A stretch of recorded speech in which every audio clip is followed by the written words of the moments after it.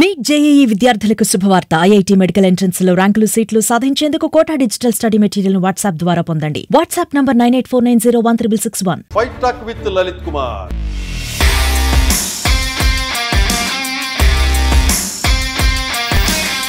ఈ రోజు మన అతిథి జడ్జి రామకృష్ణ గారు. నమస్తే రామకృష్ణ గారు. నమస్కారం లలిత్ కుమార్ గారు. మీరు పెద్దిరెడ్డి రామచంద్రారెడ్డి గారిని ఎప్పుడు అరెస్టు చేయించబోతున్నారు? 5 సంవత్సరాలు వెయిట్ చేస్తా. నెక్స్ట్ 2029 ఎలక్షన్స్ నోటిఫికేషన్ వచ్చే వరకు వెయిట్ చేస్తా. ఆ తరువాతనే చంద్రబాబు నాయుడు గారిని కానీ, నారా లోకేష్ గారిని కానీ, పవన్ కళ్యాణ్ గారిని కానీ చాకిరేవు పెట్టి ఉతికారేస్తా. చాకిరేవు పెట్టి ఉతికి ఆరేయకపోతే నేను మళ్ళా మా అబ్బకు అమ్మకు పుట్టినవాడిని కాదు.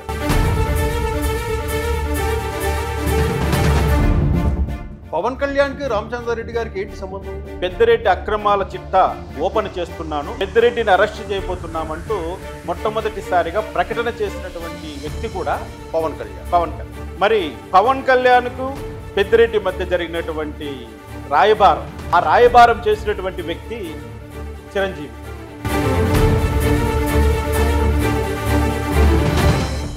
రామకృష్ణ గారు, ఇప్పుడు పెద్దిరెడ్డి గారి గురించి యాక్షన్ తీసుకోమని ఇంత గట్టిగా చెప్తున్నారు కదా, క్లుప్తంగా పెద్దిరెడ్డి గారికి మీకు మధ్య ఏం జరిగింది క్లుప్తంగా? నేను మరణ వాంగ్మూలం రికార్డ్ చేశాను జడ్జిగా. ఆ మరణ వాంగ్మూలంలో నుంచి ఆయన పేరు తీసేయమని వాళ్ళ అన్నగారైనా అప్పుడు judge, high court judge Nagarjuna Reddy నన్ను బలవంతం పెట్టి ఇంటికి పిలిపించి బెదిరించారు.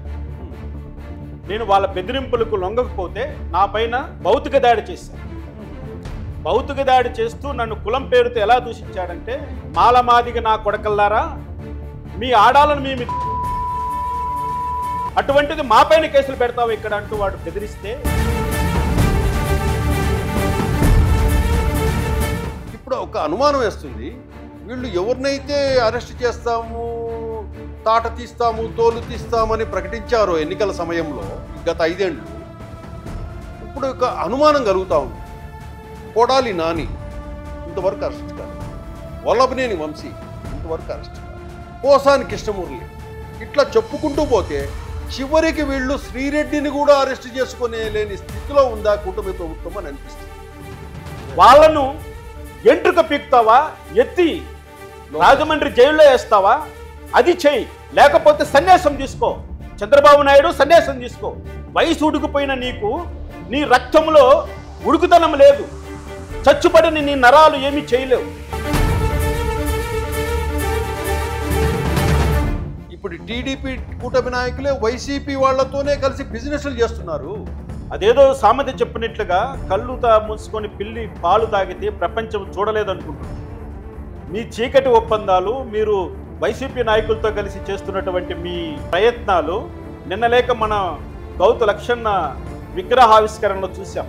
జోగి రమేష్ ఎవడు వాడు? నీ ఇంటిపైకి యుద్ధానికి వచ్చిన వాడు, నేను నా బూతులు తిట్టేటటువంటి వాడు. సిగ్గుండాలి నీకు. అంటే పవన్ కళ్యాణ్ మాటలన్నీ ఇవన్నీ కూడా అది ఒక గేమ్ అనుకుంటారు వైసీపీ. పవన్ కళ్యాణ్ అంత దుష్టుడు, పవన్ కళ్యాణ్ అంత శకుని, పవన్ కళ్యాణ్ అంత సికండే ఈ ఆంధ్ర రాష్ట్రంలో ఇంకెవరు లేరు. ఇట్లా ఏ విషయాలు గమనించారు? అన్ని విషయాల్లోన పవన్ కళ్యాణ్ ఆడుతున్నటువంటి ఈ సనాతన ధర్మ డ్రామా, పవన్ కళ్యాణ్ ఆడుతున్నటువంటి రేషన్ బియ్యం దందా, పవన్ కళ్యాణ్ ఆడుతున్నటువంటి రెడ్ శాండిల్ స్మగ్లింగ్ దందా, పవన్ కళ్యాణ్ చెప్తున్నటువంటి మాటలు అన్నీ కూడా జూటా. ఎవ్రీథింగ్. ఆయన మాటలు ఒక రకము, ఆయన చేష్టలు ఇంకో రకం. కాబట్టి పవన్ కళ్యాణ్ అనేవాడు ఆంధ్ర రాజకీయాలకు పట్టిన దరిద్రం. అంటే డబ్బు లేకపోతే పార్టీ నడపలేము అని జగన్మోహన్ రెడ్డికి తెలిసినట్లు, డబ్బు లేకపోతే నేను రాజకీయ పార్టీ నడపలేను అని పవన్ కళ్యాణ్ కూడా తెలిసినట్టు అనుకోవాలన్నా? నేను ఒక మాట చెప్తున్నానండి, 2029లో కూడా కూటమి ప్రభుత్వం ఉంటుంది, కానీ ఆ కూటమిలో తెలుగుదేశం ఉండదు. ఆ రోజు కూటమిలోకి వచ్చేది వైసీపీ, బీజేపీ, జనసేన 3 కలిసి 2029లో ఈ రాష్ట్రానికి పరిపాలించబోతున్నాయి. ఇంకోటి రామకృష్ణ గారు, జైల్లో నన్ను చంపాలని చూశారు అన్నారు. అంటే ఏ పరిస్థితుల్లో, ఎక్కడ, ఎలా ప్లాన్ చేశారు, ప్రయత్నించారు? ఇక్కడ నేను జైల్లోకి వెళ్ళిన తర్వాత 40 రోజుల పాటు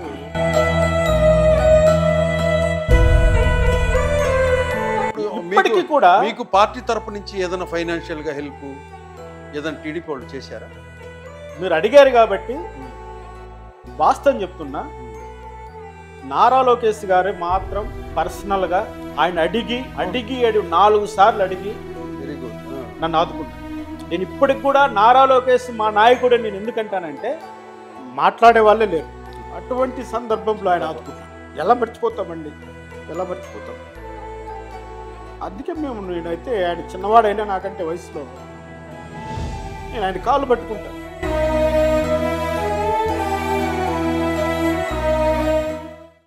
చెప్పండి రామకృష్ణ గారు, మీరు పెద్దిరెడ్డి రామచంద్రారెడ్డి గారిని ఎప్పుడు అరెస్టు చేయించబోతున్నారు? లలిత్ కుమార్ గారు, పెద్దిరెడ్డి రామచంద్రారెడ్డిని ఎప్పుడు అరెస్టు చేయించబోతున్నారు అని అడిగిన మీ ప్రశ్నలోనే చాలా సంక్లిష్టతలు ఉన్నాయి. ఎందుకంటే పెద్దిరెడ్డి రామచంద్రారెడ్డి ఎంత అవినీతిపరుడు, ఎన్ని అక్రమాలు చేశారు, ఎంతమంది అమాయకుల ఉసురు తీశాడు గత 5 సంవత్సరాల్లో అందరూ చూశారు. సాక్షాత్తు ఈనాటి ముఖ్యమంత్రి చంద్రబాబు నాయుడు గారిని అప్పుడు ప్రతిపక్షంలో ఉన్నప్పుడు ఏ విధంగా పొంగునూరులు అడుగు పెట్టనీయకుండా అతన్ని ఏవన్ చేసి ఎలా పెద్దిరెడ్డి ఫుట్బాల్ ఆడాడో అందరూ చూశాం. మరి ఈరోజు అధికారంలో ఉన్నటువంటి ముఖ్యమంత్రి చంద్రబాబు నాయుడు గారు పెద్దిరెడ్డి పట్ల ఏ విధంగా వ్యవహరించబోతున్నాడో ఆ విధంగానే పెద్దిరెడ్డి యొక్క అరెస్ట్ కానీ పెద్దిరెడ్డి పైన కేసులు కానీ ముందుకు సాగుతాయని నేను స్పష్టంగా చెప్పగలను. మీరు నమ్ముతున్నారా అరెస్ట్ చేయిస్తారని? నాకు నమ్మకం అయితే ఏమాత్రము లేదు.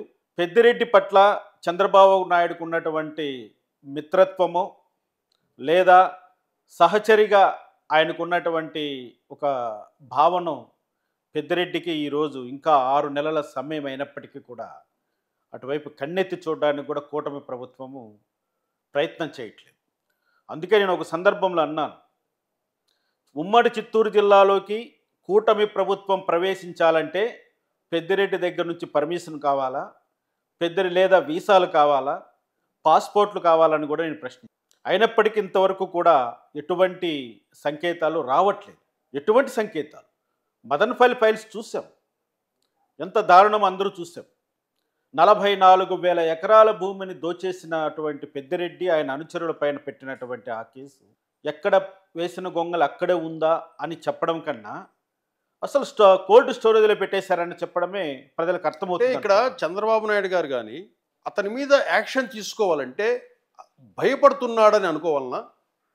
ఇదే లోకేష్ యువగళం పాదయాత్రలో మేము అధికారంలోకి వస్తే ఏమేం చేస్తామో అని చెప్పేసి చివరికి యువగళం పాదయాత్ర చివరిలో ఒక రెడ్ బుక్ను కూడా చూపించాడు. అంటే ఆ రెడ్ బుక్లో కూడా పెద్దిరెడ్డి రామచంద్రారెడ్డి ఉన్నాడు అనుకోవాలా, లేడు అనుకోవాలా? ఇక్కడ ఒకటి చెప్పాలి సార్, నారా లోకేష్ గారి యువగళం పాదయాత్ర మొదలుపెట్టింది చిత్తూరు జిల్లాలో. చిత్తూరు జిల్లా నుంచి ఆయన మొదలుపెట్టినటువంటి యువగళం పాదయాత్రను ఎన్ని రకాలుగా అడ్డుకోవాలో అన్ని రకాలుగా కూడా అడ్డుకున్నారు. చిత్తూరు జిల్లాలో నారా లోకేష్ గారి యొక్క పాదయాత్ర అంత సక్సెస్ఫుల్గా జరగలేదు. దానికి ప్రధాన కారణం కూడా పెద్దిరెడ్డి రామచంద్రారెడ్డి, ఆయన అనుచరులు. రెడ్ బుక్లో పెద్దిరెడ్డి రామచంద్రారెడ్డి పేరు చేర్చానని స్వయంగా నారా లోకేష్ గారే మా మొలకల చెరువు పర్యటనలో స్పష్టం చేశారు. మా నియోజకవర్గంలో జరిగినటువంటి బహిరంగ సభలో, ఆ సభలో నేను కూడా డయాస్ మీద ఉన్నాను. కాబట్టి రెడ్ బుక్లో పెద్దిరెడ్డి రామచంద్రారెడ్డి పేరు చేర్చబడింది అన్నది ఎంత వాస్తవమో, ఆ పెద్దిరెడ్డి రామచంద్రారెడ్డిని కాపాడుతున్నటువంటి కూటమి ప్రభుత్వంలో ఉన్నటువంటి ఈనాటి ఉప ముఖ్యమంత్రి పవన్ కళ్యాణ్ అని కూడా నేను చెప్తున్నాను. నారా లోకేష్ గారి యొక్క ప్రతిష్టంభనని ఆపుతున్నది, నారా లోకేష్ గారు తీసుకోబోయేటువంటి చర్యలన్నింటినీ కూడా నిర్వీర్యం చేస్తున్నది కూటమి ప్రభుత్వంలో ఈరోజు ఉప ముఖ్యమంత్రిగా ఉన్నటువంటి పవన్ కళ్యాణ్ గారు. పవన్ కళ్యాణ్కి రామచంద్రారెడ్డి గారికి ఏంటి సంబంధం? దీనికి ఆన్సర్ కూడా ఉంది, ప్రజలకు అందరికీ తెలుసు. ఎందుకంటే పవన్ కళ్యాణ్ గారు అటవీ శాఖ మంత్రిగా ప్రమాణ స్వీకారం చేసిన వెంటనే ఆయన మొట్టమొదటిసారిగా బయట తీసినటువంటి ఫైలు పెద్దిరెడ్డి రామచంద్రారెడ్డి సంబంధించినటువంటి ఫైల్. ఓకే. ఇక్కడ నుంచి తరలించుకుపోయినటువంటి ఎర్రచందనము స్మగ్లింగ్ కాబట్టి ఎర్రచందనము నేపాల్ దేశంలో పట్టుబడింది. నేపాల్ నుంచి మన రాష్ట్రానికి తీసుకొస్తున్నాము. పెద్దిరెడ్డి అక్రమాల చిట్టా ఓపెన్ చేస్తున్నాను, ఉమ్. పెద్దిరెడ్డిని అరెస్ట్ చేయబోతున్నామంటూ మొట్టమొదటిసారిగా ప్రకటన చేసినటువంటి వ్యక్తి కూడా పవన్ కళ్యాణ్. పవన్ కళ్యాణ్. మరి పవన్ కళ్యాణ్కు పెద్దిరెడ్డి మధ్య జరిగినటువంటి రాయబారం, ఉమ్. ఆ రాయబారం చేసినటువంటి వ్యక్తి చిరంజీవి గారు. ఉమ్. చిరంజీవి గారు ఎందుకు వీళ్ళ మధ్య రాయబారం చేశారంటే, చిరంజీవి గారి యొక్క కోడలు పెద్దిరెడ్డి గారికి బంధువు. ఉమ్. రామ్ చరణ్ మిసెస్. రామ్ చరణ్ మిసెస్ ఉమ్. పెద్దిరెడ్డి గారికి బంధువు. ఓకే. ఈ విధమైనటువంటి అనేక కారణాలు, వాళ్ళ మధ్య జరిగినటువంటి లావాదేవీలు, వాళ్ళు మాట కోసం వెనక్కి తగ్గారా, లేకపోతే ముడుపులు తీసుకొని వెనక్కి తగ్గారా, ఏదో రూపంలో అయితే వెనక్కి తగ్గారన్నది స్పష్టంగా కనపడుతుంది. ఉమ్. ఇక్కడ పెద్దిరెడ్డి గారిని అరెస్ట్ చేయాలన్నటువంటి అంశము పవన్ కళ్యాణ్ గారి చేతుల్లోకి వెళ్ళిపోయింది కాబట్టి ఇక్కడ నారా లోకేష్ గారు ఇక్కడ చేయవలసింది ఏమీ లేదు. ఉమ్. పవన్ కళ్యాణ్ గారు అనుకుంటేనే పెద్దిరెడ్డి రామచంద్రరెడ్డి అరెస్ట్ అవుతాడు, పెద్దిరెడ్డి రామచంద్రరెడ్డి కుటుంబం అరెస్ట్ అవుతుంది. అంటే ప్రభుత్వం చేయాల్సిన పనులను కూడా, చట్టపరంగా న్యాయపరంగా జరగాల్సిన పనులను కూడా పవన్ కళ్యాణ్ అనే వ్యక్తి ఒక డిప్యూటీ సీఎంగా అడ్డుకుంటున్నాడు అని అనుకోవాలి కదా మనం. 100% వాస్తవం. ఒకవేళ ఈరోజు చంద్రబాబు నాయుడు గారు పవన్ కళ్యాణే నా బలము, పవన్ కళ్యాణే నన్ను సీఎం చేశాడు, పవన్ కళ్యాణ్ వల్లే నేను ఈ రాష్ట్రంలో మళ్ళీ ముఖ్యమంత్రి అయ్యానటువంటి భ్రమలో చంద్రబాబు నాయుడు గారు ఉన్నారు. పవన్ కళ్యాణ్ లేకపోయినప్పుడు కూడా తెలుగుదేశం పార్టీ 140 సీట్లతో అధికారంలోకి వచ్చి ఉండేది, ఏమాత్రము అనుమానం లేదు. కానీ చంద్రబాబు నాయుడు గారు జైలుకి వెళ్ళిన తర్వాత, పవన్ కళ్యాణ్ గారు ఆయన జైల్లో కలిసిన తర్వాత అక్కడ నుంచి మొత్తం రాజకీయం అంతా ఇంకో వైపు నెట్టివేయబడింది. అది అంతకుముందు ఉద్యమం చేసినటువంటి దళితులు కానీ, ఉద్యమంలో తీవ్రంగా నష్టపోయినటువంటి అమరావతి రైతులు కానీ, ఇతరాత్ర కులాల వాళ్ళు కానీ, తెలుగుదేశం కార్యకర్తలు కానీ, త్యాగాలు చేసినటువంటి ప్రతి ఒక్కరి యొక్క త్యాగము అది ఒక వేస్ట్ లాగా పక్కన పడిపోయింది. మీరు రామకృష్ణ గారు, ఏదైతే ఈ పెద్దిరెడ్డి రామచంద్రారెడ్డికి సంబంధించిన లాబింగ్, చిరంజీవి టు చిరంజీవి కోడలు to Peddireddy Ramachandra Reddy relation to Pawan Kalyan అంటున్నాం. ఇప్పుడు ఒక అనుమానం వేస్తుంది, వీళ్ళు ఎవరినైతే అరెస్ట్ చేస్తాము, తాట తీస్తాము, తోలు తీస్తామని ప్రకటించారో ఎన్నికల సమయంలో ఈ గత 5 ఏళ్ళు, ఇప్పుడు ఒక అనుమానం కలుగుతూ ఉంది. కొడాలి నాని ఇంతవరకు అరెస్ట్ కాలేదు, వల్లభనేని వంశీ ఇంతవరకు అరెస్ట్ కాలేదు, పోసాని కృష్ణమురళి, ఇట్లా చెప్పుకుంటూ పోతే చివరికి వీళ్ళు శ్రీరెడ్డిని కూడా అరెస్ట్ చేసుకునే లేని స్థితిలో ఉందా కూటమి ప్రభుత్వం అని అనిపిస్తుంది. అంటే ఈ అరెస్టులు ఆపడానికి పెద్ద లాబియింగ్ జరుగుతూ ఉంది అని మనం అనుకోవాలన్నా? ఖచ్చితంగా కుల లాబియింగ్, డబ్బు లాబియింగ్, బంధుత్వ లాబియింగ్ జరుగుతుంది అనుకోవాలన్నా? ఖచ్చితంగా, ఇందులో ఏమాత్రం సందేహం లేదు. ఎందుకంటే జగన్మోహన్ రెడ్డి వ్యక్తిత్వానికి, జగన్మోహన్ రెడ్డి స్టైల్కు, చంద్రబాబు నాయుడు గారి వ్యక్తిత్వానికి, చంద్రబాబు నాయుడు స్టైల్కు చాలా వ్యత్యాసం. ఇవన్నీ చూస్తుంటే మీరు చెప్పిన దాన్ని బట్టి ఈ రాజకీయంగా ఉన్నవాళ్ళు, డబ్బున్న వాళ్ళు, గత ప్రభుత్వంలో ఏవైతే అన్యాయాలు అరాచకాలు చేసిన వాళ్ళందరినీ ఈరోజు కాపాడుతున్నారు అంటే, వీళ్ళనే ఈ అరాచకాలను ప్రశ్నిస్తూ మీలో ప్రజలలో ఉద్వేగాలను రగిలించింది ఎవరు? టీడీపీ, జనసేన పార్టీలే కదా. ఇప్పుడు ఈ పార్టీలన్నీ కూటమిగా ఏర్పడి అధికారంలోకి వచ్చిన తర్వాత ఈ ప్రజలందరినీ మోసం చేసినట్లే కదా, మీలాంటి వాళ్ళని కూడా మోసం చేసినట్లే కదా. ఒకటి చెప్తా, ఇక్కడ మొట్టమొదటిసారిగా నా పైన వైసీపీ గూండాలు దాడి చేసినప్పుడు మా ఇంటి పైన నన్ను వెంటనే మాట్లాడి జూమ్ కాల్లో నాకు ధైర్యం చెప్పి మీ అంట మేము ఉంటామంటూ భరోసా ఇచ్చిన వ్యక్తి నారా చంద్రబాబు నాయుడు గారు. ఓకే. కానీ మాకు ఆ విధంగా ఏర్పడినటువంటి ఆ బంధము నేను గత 5 సంవత్సరాలు కంటిన్యూ చేశాను. రాష్ట్ర వ్యాప్తంగా అంబేద్కర్ పూలే లేబర్ రైట్స్ ఫోరంను ఏర్పాటు చేసి రాష్ట్ర వ్యాప్తంగా ప్రతి మండల హెడ్ క్వార్టర్స్లోన కొన్ని వందల పబ్లిక్ మీటింగ్స్ పెట్టాను. ఎంతోమంది వ్యక్తులకు ఇన్స్పిరేషన్గా నిలిచి, అందరికీ ధైర్యం చెప్పి, ప్రతి చోట తిరిగి జగన్మోహన్ రెడ్డికి వ్యతిరేకంగా, జగన్మోహన్ రెడ్డి అరాచకాలకు వ్యతిరేకంగా పోరాడడానికి వాళ్ళకు ధైర్యం ఇచ్చాను. ఒక న్యాయమూర్తిగా, న్యాయం తెలిసిన వాడిగా ప్రతి ఒక్కటి ప్రజల్లోకి తీసుకెళ్ళాను. చాలా పోరాటం చేశాం. ఆ పోరాట ఫలితమే ఈరోజు కూటమి ప్రభుత్వానికి ఇంత మెజార్టీ రావడం అన్నది కూడా కాదనేటువంటి వాస్తవం. వాస్తవం. మరి అటువంటి నన్నే మోసం చేశారా కూటమి ప్రభుత్వము అని చెప్పడానికి నేను ఏమాత్రం సందేహపడట్లేదు. నన్ను మోసం చేశారు, ఎస్, నన్ను వాడుకున్నారు, నా దళిత కార్డును వాడుకున్నారు, నా పైన జరిగిన ప్రతి దాడిని వాళ్ళు వాళ్ళ రాజకీయ లబ్ధి కోసం వాడుకున్నారు. నా ప్రాణాలని, నా కుటుంబ ప్రాణాలని పణంగా పెట్టి నేను నిజాయితీగా పోరాటం చేస్తే ఈరోజు వీళ్ళు పెద్దిరెడ్డి ఇచ్చిన మూటలకు అమ్ముడిపోయి అదే పెద్దిరెడ్డిని కాపు కాస్తున్నారంటే ఆనాటి జగన్మోహన్ రెడ్డి రాక్షస ప్రభుత్వానికి ఈనాటి కూటమి శకుని ప్రభుత్వానికి తేడా ఏమిటని నేను కూడా అడుగుతున్నా. ఎస్, ఒక బాధితుడిగా, ఒక సర్వం కోల్పోయిన వాడిగా నేను ఆర్థికంగా నష్టపోయాను, శారీరకంగా నష్టపోయాను, మానసిక సుమారుగా 62 రోజులు జైల్లో ఉన్నా. ఒక జడ్జి 62 రోజులు జైల్లో గడపడం ఎక్కడ అవినీతి చేసి కాదు, ఎక్కడ డబ్బులు తీసుకొని జడ్జిమెంట్ చెప్పి నేను జైలుకి వెళ్ళలేదు. ఒక అన్యాయాన్ని ప్రశ్నించినందుకు, దళితులపై జరుగుతున్న దాడులను ప్రశ్నించినందుకు ఒక మీడియా పరంగా రాజద్రోహం కేసు పెట్టి జగన్మోహన్ రెడ్డి, పెద్దిరెడ్డి నన్ను 62 రోజులు జైల్లో పెట్టి, జైల్లోనే నా పైన హత్యా ప్రయత్నం చేసి నన్ను చంపడానికి కూడా ప్రయత్నం చేసినటువంటి సందర్భంలో బయటకు వచ్చి కూడా అనేకమైనటువంటి ఉద్యమాలు చేశాం. అవును, ఎందుకోసం చేశాం? ఒక రాక్షస పాలన అంతమొందించడం కోసం చేశాం, ఒక మంచి ప్రభుత్వం రావాలని చేశాం. ఇప్పుడు కానీ ఈ కూటమి ప్రభుత్వం మాది మంచి ప్రభుత్వం అని స్టిక్కర్లు వేసుకుంటుంది, కానీ స్ట్రిక్ట్గా అది ఫాలో కావట్లేదు. మీరు మంచితనంతో ఉంటారా, మానవత్వంతో ఉంటారా అనేది ప్రజలు గమనిస్తున్నారు.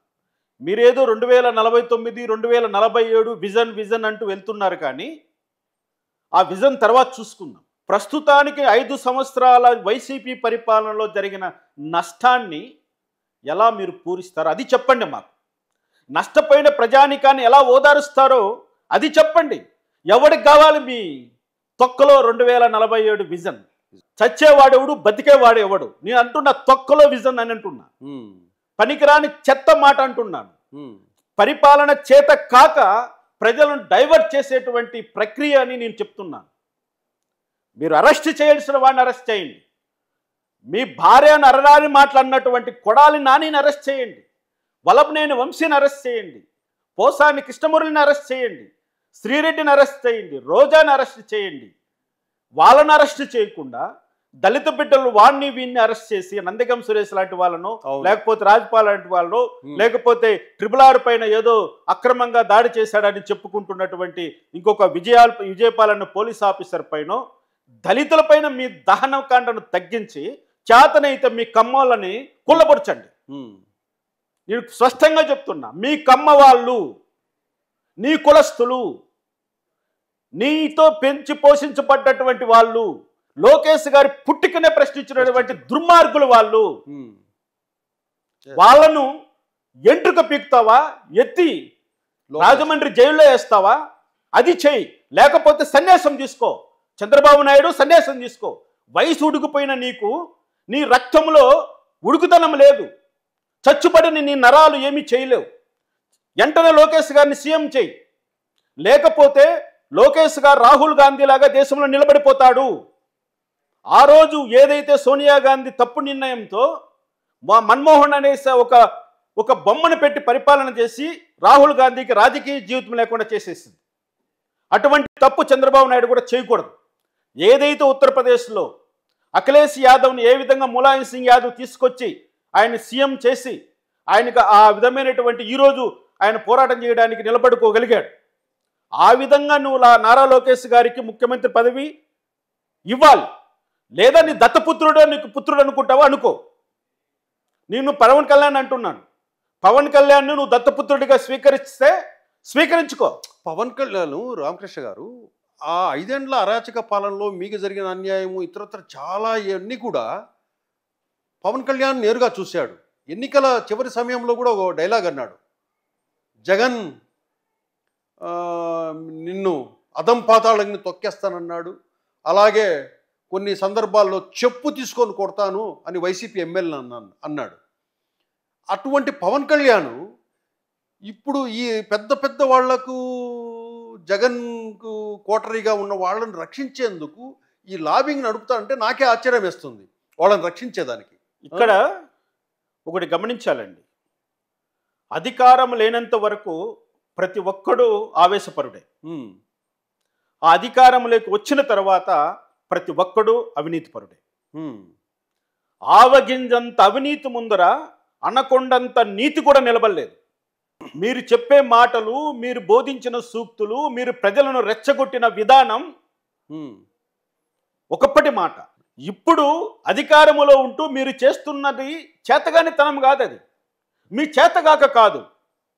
మీరు డబ్బుల కోసం కక్కుర్తిపడి, అవినీతి సొమ్ము కోసం కక్కుర్తిపడి, మీ భార్య బిడ్డలను అవమానించిన వాళ్ళను కూడా పక్కన చేర్చుకుంటున్నటువంటి మీ నీచతత్వాన్ని ప్రజలు గమనిస్తున్నారని మర్చిపోకండి.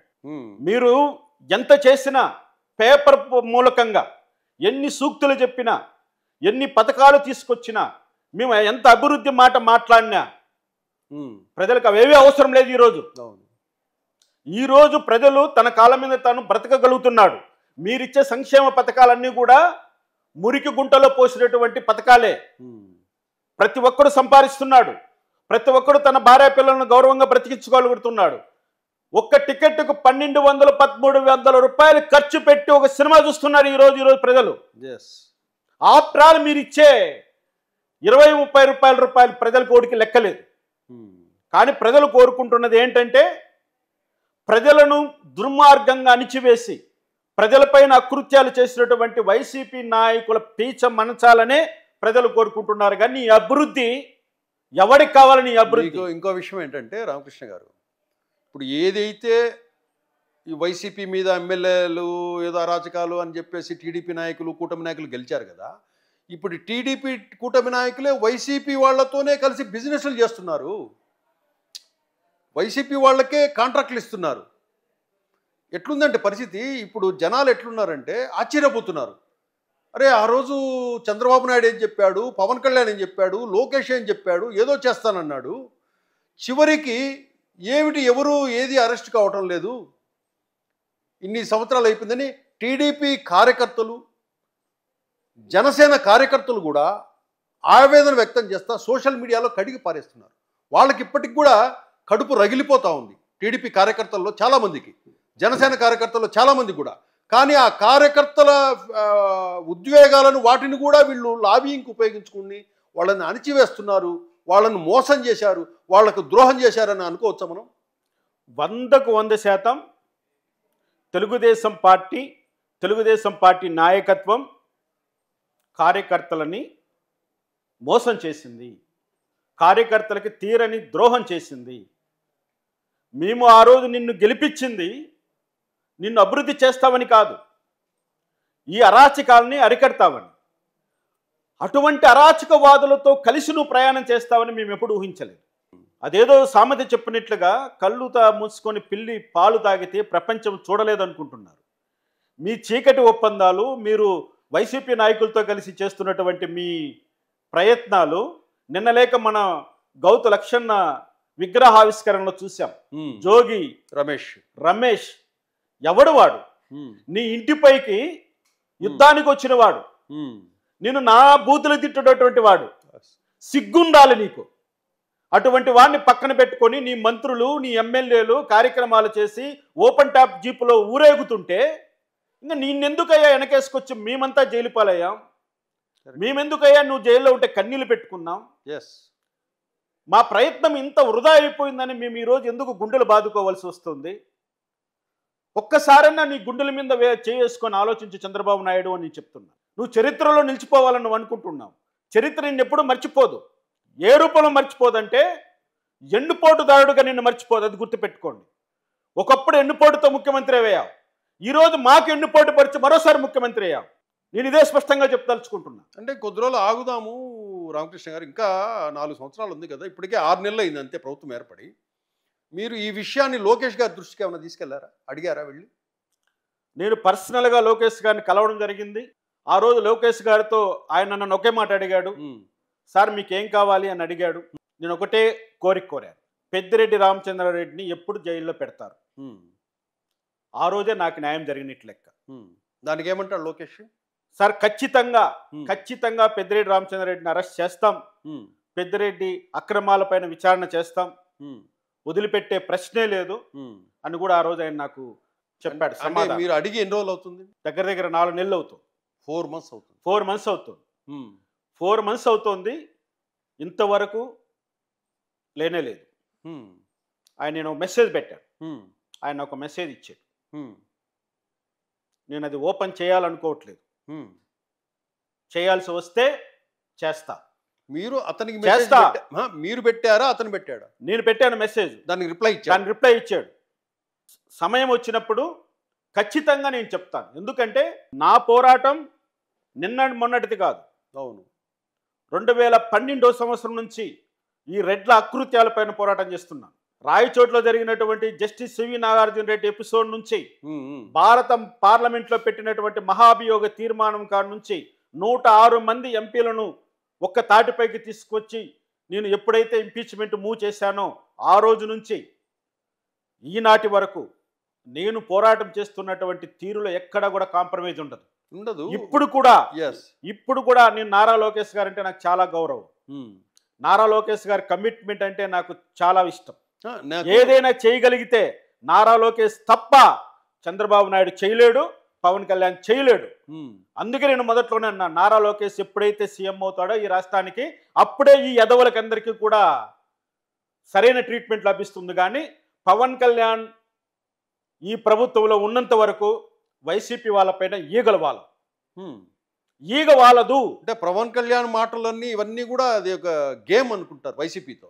పవన్ కళ్యాణ్ అంత దుష్టుడు, పవన్ కళ్యాణ్ అంత శకుని, పవన్ కళ్యాణ్ అంత సికండే ఈ ఆంధ్ర రాష్ట్రంలో ఇంకెవరు లేరు.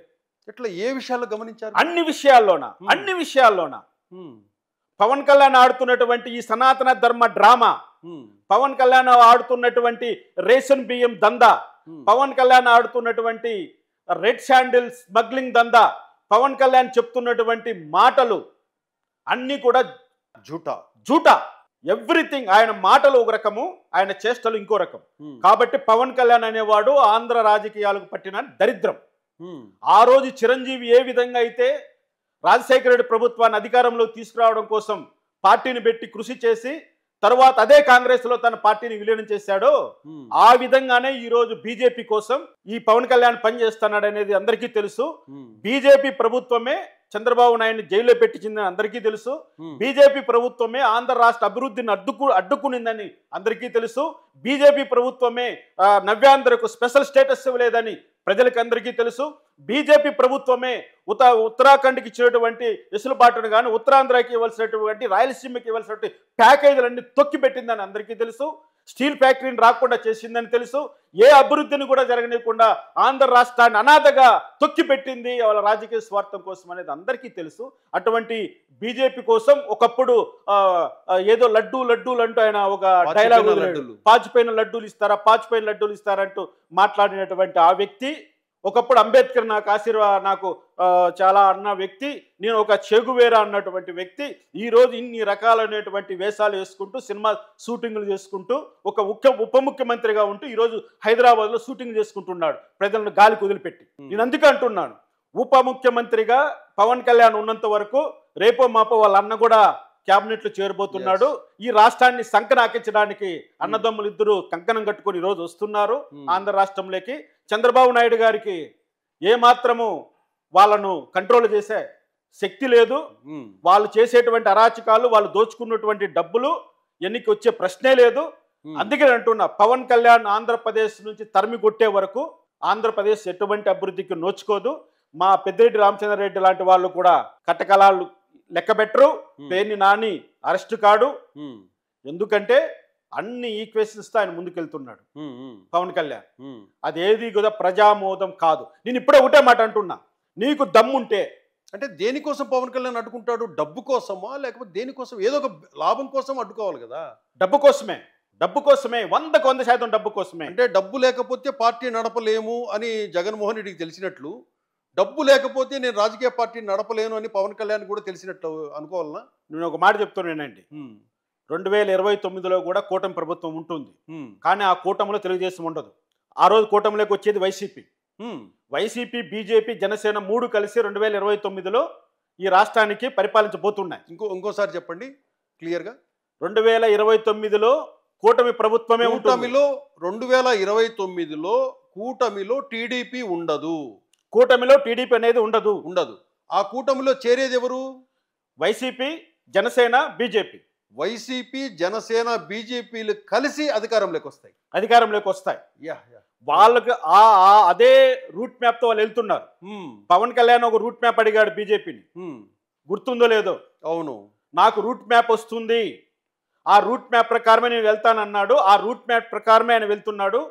వాళ్ళ ఇంటెలిజెన్స్ రిపోర్ట్ ప్రకారం కూటమి జనసేన తెలుగుదేశంతో జత కట్టినా కట్టకపోయినా, బీజేపీ టీడీపీతో జత కట్టినా కట్టకపోయినా అబ్సల్యూట్ మెజార్టీతో తెలుగుదేశం పార్టీ 2024 ఎన్నికల్లో విజయ డంకా మోగిస్తుందని రిపోర్ట్స్ అన్ని చెప్పిన తర్వాత జగన్మోహన్ రెడ్డి, మోడీ, అమిత్ షా ఒకటయ్యి చంద్రబాబు నాయుడిని జైల్లో పెట్టించి చంద్రబాబు నాయుడిని మానసికంగా బలహీనుని చేసి ఈ డ్రామాకంతా వాళ్ళు తెరదీశారు. అంటే ఈ అరెస్టు చేస్తారు చంద్రబాబును అనే విషయం పవన్ కళ్యాణ్ తెలుసా ముందుగానే? పవన్ కళ్యాణ్కు తెలుసు, బీజేపీ వాళ్ళకు తెలుసు. వాళ్ళకందరికీ తెలిసిన తర్వాతనే వాళ్ళల్లో రాజకీయ ఎత్తుగడలో భాగంగానే చంద్రబాబు నాయుడు గారి జైలుకు పంపించారు. జైలుకు పంపించిన తర్వాత అతన్ని పరామర్శించాలని పవన్ కళ్యాణ్ వెళ్ళింది కూడా ఇది ప్లాన్ లో అందులో ఒక భాగమే, రోడ్ మ్యాప్ లో ఒక భాగమే. ఓకే, ఇప్పుడు చంద్రబాబు నాయుడు గారు లోపల ఉన్నారు, నందమూరి బాలకృష్ణ గారు రాజకీయంగా ఇంకా ఆయన పూర్తిగా ఇన్వాల్వ్ కాలేదు. నారా లోకేష్ గారు యువకులు, ఆయన పాదయాత్రలో ఉన్నారు, యువగలం పాదయాత్రలో ఉన్నారు. పార్టీని ఇంకా చిన్నాభిన్నం కాకుండా ఆపాలి, ఒక బయట నుంచి ఒక సపోర్ట్ రావాలి. అటువంటి పరిస్థితుల్లో చంద్రబాబు నాయుడు గారిని ఈయన పోయి కలిసి అక్కడ తనలో కలుపుకున్నట్లుగా చేశాడు, ప్రకటించాడు ఓపెన్గా. అవును, ఇక్కడ మేము అంటున్నది ఏంటంటే పవన్ కళ్యాణ్ రోడ్ మ్యాప్ను తెలుగుదేశం పార్టీ అంచనా వేయలేకపోయింది. చంద్రబాబు నాయుడు గారు జైలు నుంచి బయటికి రావాలన్న ఒకే ఒక కారణంతో లోకేష్ గారు నోరు మూసుకున్నారు. ఈ రాక్షస క్రీడ ఆడింది ఢిల్లీ, ఈ రాక్షస క్రీడను ఆడింది ఢిల్లీ పెద్దలు. దాని ప్రభావం ఈరోజు కళ్ళ కట్టేట్లుగా మనకు కనపడుతుంది. ఒకవైపు వైఎస్ జగన్మోహన్ రెడ్డి నిర్వీర్యం కాకూడదు, జగన్మోహన్ రెడ్డి అనుచరులు ఎవరు కూడా బాధపడకూడదు. ఇంకొక వైపు ప్రజలపైన, ప్రజలలోన చంద్రబాబు పట్ల ఒక ఏహభావము రావాలి, అందరూ కూడా చంద్రబాబు నాయుడిని తిరస్కరించాలి. ఆ విధంగా వీళ్ళ రోడ్ మ్యాప్ ఉంది ఈరోజు.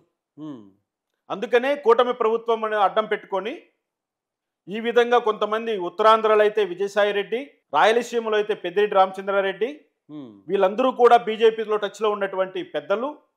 వీళ్ళ మీద ఈగ వాలకుండా, వీళ్ళపైన ఎన్ని అవినీతి ఆరోపణలు వచ్చినా, ఎన్ని అక్రమాలు జరిగినా, ఎంత జరిగినా కూడా వాళ్ళని అరెస్ట్ చేయకుండా, వాళ్ళపైన ఎంక్వైరీలు జరగనీయకుండా 6 నెలల పాటు కాలయాపన చేస్తూ ఇంకా రాను ప్రజల్లో ఆ విధమైనటువంటి అయిష్టత తెలుగుదేశం పార్టీ పట్ల పెంపొందించేటువంటి రోడ్ మ్యాప్తో వీళ్ళు ముందుకెళ్తున్నారు. ఇది ఎప్పటికైనా చంద్రబాబు నాయుడు గారు గ్రహించాలి. ఆయన గ్రహించినా గ్రహించకపోయినా తెలుగుదేశం పార్టీలో ఉన్నటువంటి యువ నాయకత్వమైన నారా లోకేష్ గారైనా చాలా సీరియస్గా దీనిపైన చర్యలు తీసుకోవాల్సినటువంటి అవసరం ఉంటుంది. నేను ఒకటి అడుగుతున్నాను, గౌతు శిరీష గారు తెలుగుదేశం పార్టీ పట్ల ఎంత నిబద్ధతతో పనిచేశారో మేము చూసాం. నాతో పాటు చాలా డిబేట్లో మేడం పాల్గొనింది. ఆమె యొక్క ఆవేదన, ఆమె యొక్క బాధన ఆమె వ్యక్తీకరించింది. అటువంటి వ్యక్తి ఒక వైసీపీ లీడర్తో కలిసి ఒక రోడ్ షోలో ఓపెన్ టాప్ జీప్లో ప్రయాణం చేసి ఒక రోజంతా కార్యక్రమంలో నిమగ్నమయ్యి తర్వాత నారా లోకేష్ గారు వివరణ అడిగిన తర్వాత కానీ వాళ్ళు స్పందించకపోవడం ఇది దేనికి సంకేతం? నేను అది అడుగుతున్నా. నారా లోకేష్ గారు మిమ్మల్ని ఒక ప్రధాన జాతీయ కార్యదర్శిగా అడిగాడు కాబట్టి మీరు స్పందించారే కానీ అంతకు ముందు ఎందుకు స్పందించలేదు? ఆ కార్యక్రమంలోనే మీరు ఎందుకు దాన్ని తిరస్కరించలేదు? అతన్ని ఎందుకు దూరం పెట్టలేదు? ఎందుకు అలా రాసుకు పూసుకొని తిరిగారు? అతను జ్యోతి ప్రజ్వలన దగ్గర వచ్చినప్పుడు వీళ్ళు అవాయిడ్ చేసేయచ్చు. ఎందుకండి? ఓపెన్ టాప్ జీప్లు ఎక్కినప్పుడే అయ్యా కుదరదు, మీరు కొంచెం దూరంగా ఉంటే మంచిదని మర్యాదగా చెప్పి ఉండొచ్చు. అవును. ఆ విజువల్స్ చూస్తే సైకలాజికల్గా ఎవరికైనా ఏమనిపిస్తుందండి? ఎవరో బంధువులో స్నేహితులో కలిసి తిరిగినట్లుగా ఉంది. కానీ ఒక ఆగర్భ శత్రువు అలా మన పక్కన ఉంటే మన బాడీ కూడా సహకరించదండి. వాడు టచ్ చేయడానికి కూడా మన బాడీ సహకరించదు. మన బాడీలో ఆ రక్త కణాలు ఉంటే మీలో ఉన్న రక్త కణాలు వేరు. అంటే ఏంటి? ఒక శత్రువుతో కలిసి మీరు ప్రయాణం చేయడానికి మీరు సంసిద్ధంగా ఉన్నారు. అది చెప్పరు మీరు. మాకు తెలియదు, కార్యక్రమాన్ని నిర్వహించిన వాళ్ళు కుల పెద్దలు వాళ్ళు ఆహ్వానిస్తే ఆయన వచ్చారు. అయ్యా, ఏదైనా ఒక కార్యక్రమానికి ఒక ఇన్విటేషన్ ఇచ్చే ముందు ఎవరెవరు వస్తారని మేము చెక్ చేసుకుంటాం. అక్కడ ఎవరైనా మనకు కాని వ్యక్తి కానీ మన పార్టీకి వ్యతిరేకంగా ఉన్న వ్యక్తి కానీ ఉన్నాడు అంటే వద్దండి అని సున్నితంగా చెప్తాం. ఇవన్నీ కూడా 1 వీక్ ముందే రిహార్సల్ జరిగినాయని ఈరోజు వార్తలు వస్తున్నాయి. ఓకే ఓకే ఓకే ఈ విషయంలో అంటే జోగి రమేష్ను ఖచ్చితంగా తెలుగుదేశం పార్టీలోకి తీసుకొచ్చి ఆయన చేసినటువంటి అగ్రిగోల్డ్ భూముల దందా నుంచి అతన్ని కాపాడాలి. అతన్ని మళ్ళీ ఒక 5 ఏళ్ల పాటు నిలబెడితే ఆయన మళ్ళా జగన్మోహన్ రెడ్డి వచ్చిన తర్వాత అక్కడ చేరిపోతాడు. బాగా పరిపుష్టంగా ఇంకొంచెం హెల్త్గా తయారై మరింత దోపిడీకి వాళ్ళు సిద్ధపడతారు. కాబట్టి ఈ 5 ఏళ్ళు కూడా వాళ్ళని అలా పెంచి పోషిస్తారు వీళ్ళు. ఎందుకంటే ఒక పోటీదారుడు తయారు కావాలంటే ముందస్తుగా వాడు ఎన్ని ప్రయత్నాలు చేయాలి? ఏదైనా ఒక క్రీడలో పాల్గొనాలంటే ఎంత ప్రాక్టీస్ చేసుకోవాలి, ఎంత ఫిజికల్గా ఫిట్నెస్ సాధించాలి. రామకృష్ణ గారు, నాకు ఇప్పుడు ఏమనిపిస్తుందంటే ఎవరు కులాల వారీగా వాళ్ళు లాబింగ్ చేసుకుని వైసీపీ వాళ్ళని రక్షించుకుంటున్నారు అనిపిస్తోంది. రెడ్డికి సంబంధించిన కుల లాబింగ్ ద్వారా వైసీపీ నాయకులను రక్షించుకుంటున్నారు. కమ్మ కులానికి సంబంధించిన లాబింగ్తో ఈ వైసీపీ నాయకులు ఎవరైతే కమ్మ సామాజిక వర్గం వాళ్ళని రక్షిస్తున్నారు, ఎవరైతే ఈ గౌడ సామాజిక వర్గం ఉన్నో ఆ కులం లాబింగ్తో వైసీపీలో ఉన్న ఆ లీడర్లను, ఎవరైతే అరాచకాలు చేసిన లీడర్లను అంతా వీళ్ళు కాపాడుతున్నారు అనిపిస్తుంది. అది మనం నమ్మాల్సిందే కదా. నమ్మకపోవడానికి రీజన్స్ కనిపించట్లేదు, నమ్మడానికి చాలా ఉదాంతాలు కనపడుతున్నాయి. ఇక్కడ ఈ కాపు లాబింగు, కమ్మ లాబింగు, గౌడ లాబింగు, దళిత లాబింగు ఇవన్నీ ఒకసారి చూసినప్పుడు అత్యంత బలమైన లాబింగ్ చేయగలిగినటువంటి 3 కులాలు. ఒకటి రెడ్డి, కమ్మ, కాపు. చాలా బలమైనటువంటి లాబింగ్ ఉన్నటువంటి ఈ కులాలు ఖచ్చితంగా నాకైతే తెలిసి వల్లభనేని వంశీని, కొడాలి నానిని కమ్మ సామాజిక వర్గం ఎప్పుడూ కూడా వాళ్ళని రక్షించడానికి ప్రయత్నం చేయట్లేదు. మళ్ళీ ఎందుకు అరెస్టులు జరగటం లేదు? వాళ్ళ అరెస్ట్ ఎందుకు జరగట్లేదు అన్న దాంట్లో ఇక్కడ నాకు ఒక మీమాంస ఉంది. వాళ్ళు చెప్పింది ఏమైనా వాస్తవమా? వాళ్ళ అన్న మాటల్లో నిజాయితీ ఉందా? వాళ్ళ విజ్ఞతకు వదిలేస్తున్నా. అంతేలే, కరెక్ట్. అరెస్ట్ చేయకపోతే అతను చెప్పింది నిజమే అని నమ్మాలి. తప్పదు, వాస్తవం ఉన్నట్లే. కొడాలి నాని అన్న మాటల్లో వాస్తవం ఉన్నట్లు, వల్లభనేని అన్న మాటల్లో వాస్తవం ఉన్నట్లే అని మనం భావించాలి. ఎవరు భావించినా భావించకపోయినా నా అభిప్రాయం అయితే అదే. తప్పు చేసిన వాడి తాట తీస్తేనే వాడు తప్పు చేసినట్లు లెక్క. తప్పు చేసిన వాడిని నువ్వు క్షమిస్తే వాడు తప్పు చేయనట్లే లెక్క. నువ్వు తప్పు చేసినట్లు లెక్క. That's all. ఇప్పుడు ఒకటి చెప్తున్నానండి, ఇప్పుడున్న యువతకి ఎక్కువగా చదివి అర్థం చేసుకుంటే జ్ఞానం లేదు. అంతా short cut, everything cut and paste. ఒక్క మాట దించామా బుల్లెట్ లాగా దిగిపోవాలంతే. వాడు తప్పు చేశాడు కాబట్టి లోపలేసామండి అని జగన్మోహన్ రెడ్డి చెప్తున్నప్పుడు నువ్వెందుకయ్యా రూల్ బుక్స్ తీస్తావు? నువ్వెందుకయ్యా పురాణాలు చెప్తావు? నువ్వెందుకు అసెంబ్లీలో నిలబడుకొని గంటల తరబడి పనికిమాలిన మాటలన్నీ మాట్లాడుతున్నావు? నేను అదే అంటున్నా, అసెంబ్లీ జరుగుతున్నదంతా పనికిమాలిన చెత్త వ్యవహారం అంటున్నా. నువ్వు అసెంబ్లీలో ఏం మాట్లాడుతున్నావు? ఏ విషయాల గురించి మాట్లాడుతున్నావు? నీకు జరిగిన నష్టం, నువ్వు జైలుకి వెళ్ళింది, నువ్వు అనుభవించింది ఎవరికి కావాలి? మేము చూడలేదా? అవును. నువ్వు అసెంబ్లీ సాక్షిగా మాట్లాడవలసింది ఏంటి? అందులో పాల్గొన్నటువంటి దుర్మార్గులకు ఏ విధమైన శిక్ష చెప్పాలి, ఏ చట్టం కింద శిక్షిస్తావో చెప్పు. అవును. నీ కన్నీళ్లు చూసాం. నువ్వు బోరున మొగాన్ని కప్పేసుకొని ఏడుస్తుంటే మా కళ్ళలో రక్తం కారింది. చంద్రబాబు నాయుడు, నీ కళ్ళలో నీళ్ళు వచ్చాయి, మా కళ్ళలో రక్తం కారింది. అది గుర్తుపెట్టుకో మొదట్లో నువ్వు. కరెక్టే. ఎందుకయ్యా ఈ మీనమేసాలన్నీ కూడా ఈడ్చి లోపల పెట్టకుండా? వాడు గవర్నమెంట్కి వచ్చిన 30 రోజులకే నన్ను లోపల పడేసాడు. జగన్మోహన్ రెడ్డి సీఎం అయిన 30 రోజులకే నా పైన వైసీపీ గుండాలు దాడి చేశారు ఇంటి పైన. వాళ్ళ కక్ష ఆ విధంగా తీర్చుకుంటారు. ఓహో అనుకుంటున్నావేమో డబ్బున్న వాడికి ఒక న్యాయం, డబ్బు లేని నాలాంటి వాళ్ళకి ఒక న్యాయం అని నువ్వు అనుకుంటున్నావేమో చంద్రబాబు నాయుడు. ఎందుకంటే చంద్రబాబు నాయుడు గారిని నేను చిన్నప్పటి నుంచే చూస్తున్నా. ఆయన మా చిత్తూరు జిల్లా వాడు కాబట్టి ఆయన మనస్తత్వం నాకు బాగా తెలుసు. ఒక మాట చెప్తున్న ప్రజలకు, ఇది నిజమో అబద్ధమో చంద్రబాబు నాయుడు గారిని నిరూపించాలి రాబోయే రోజుల్లో. చంద్రబాబు నాయుడు గారి మనస్తత్వం ఎటువంటిదంటే, ఒక పేదవాడికి ఒక ధనికుడికి వైరం వచ్చినప్పుడు చంద్రబాబు నాయుడు ఎప్పుడు దళితుల వైపు నిలబడతాడు.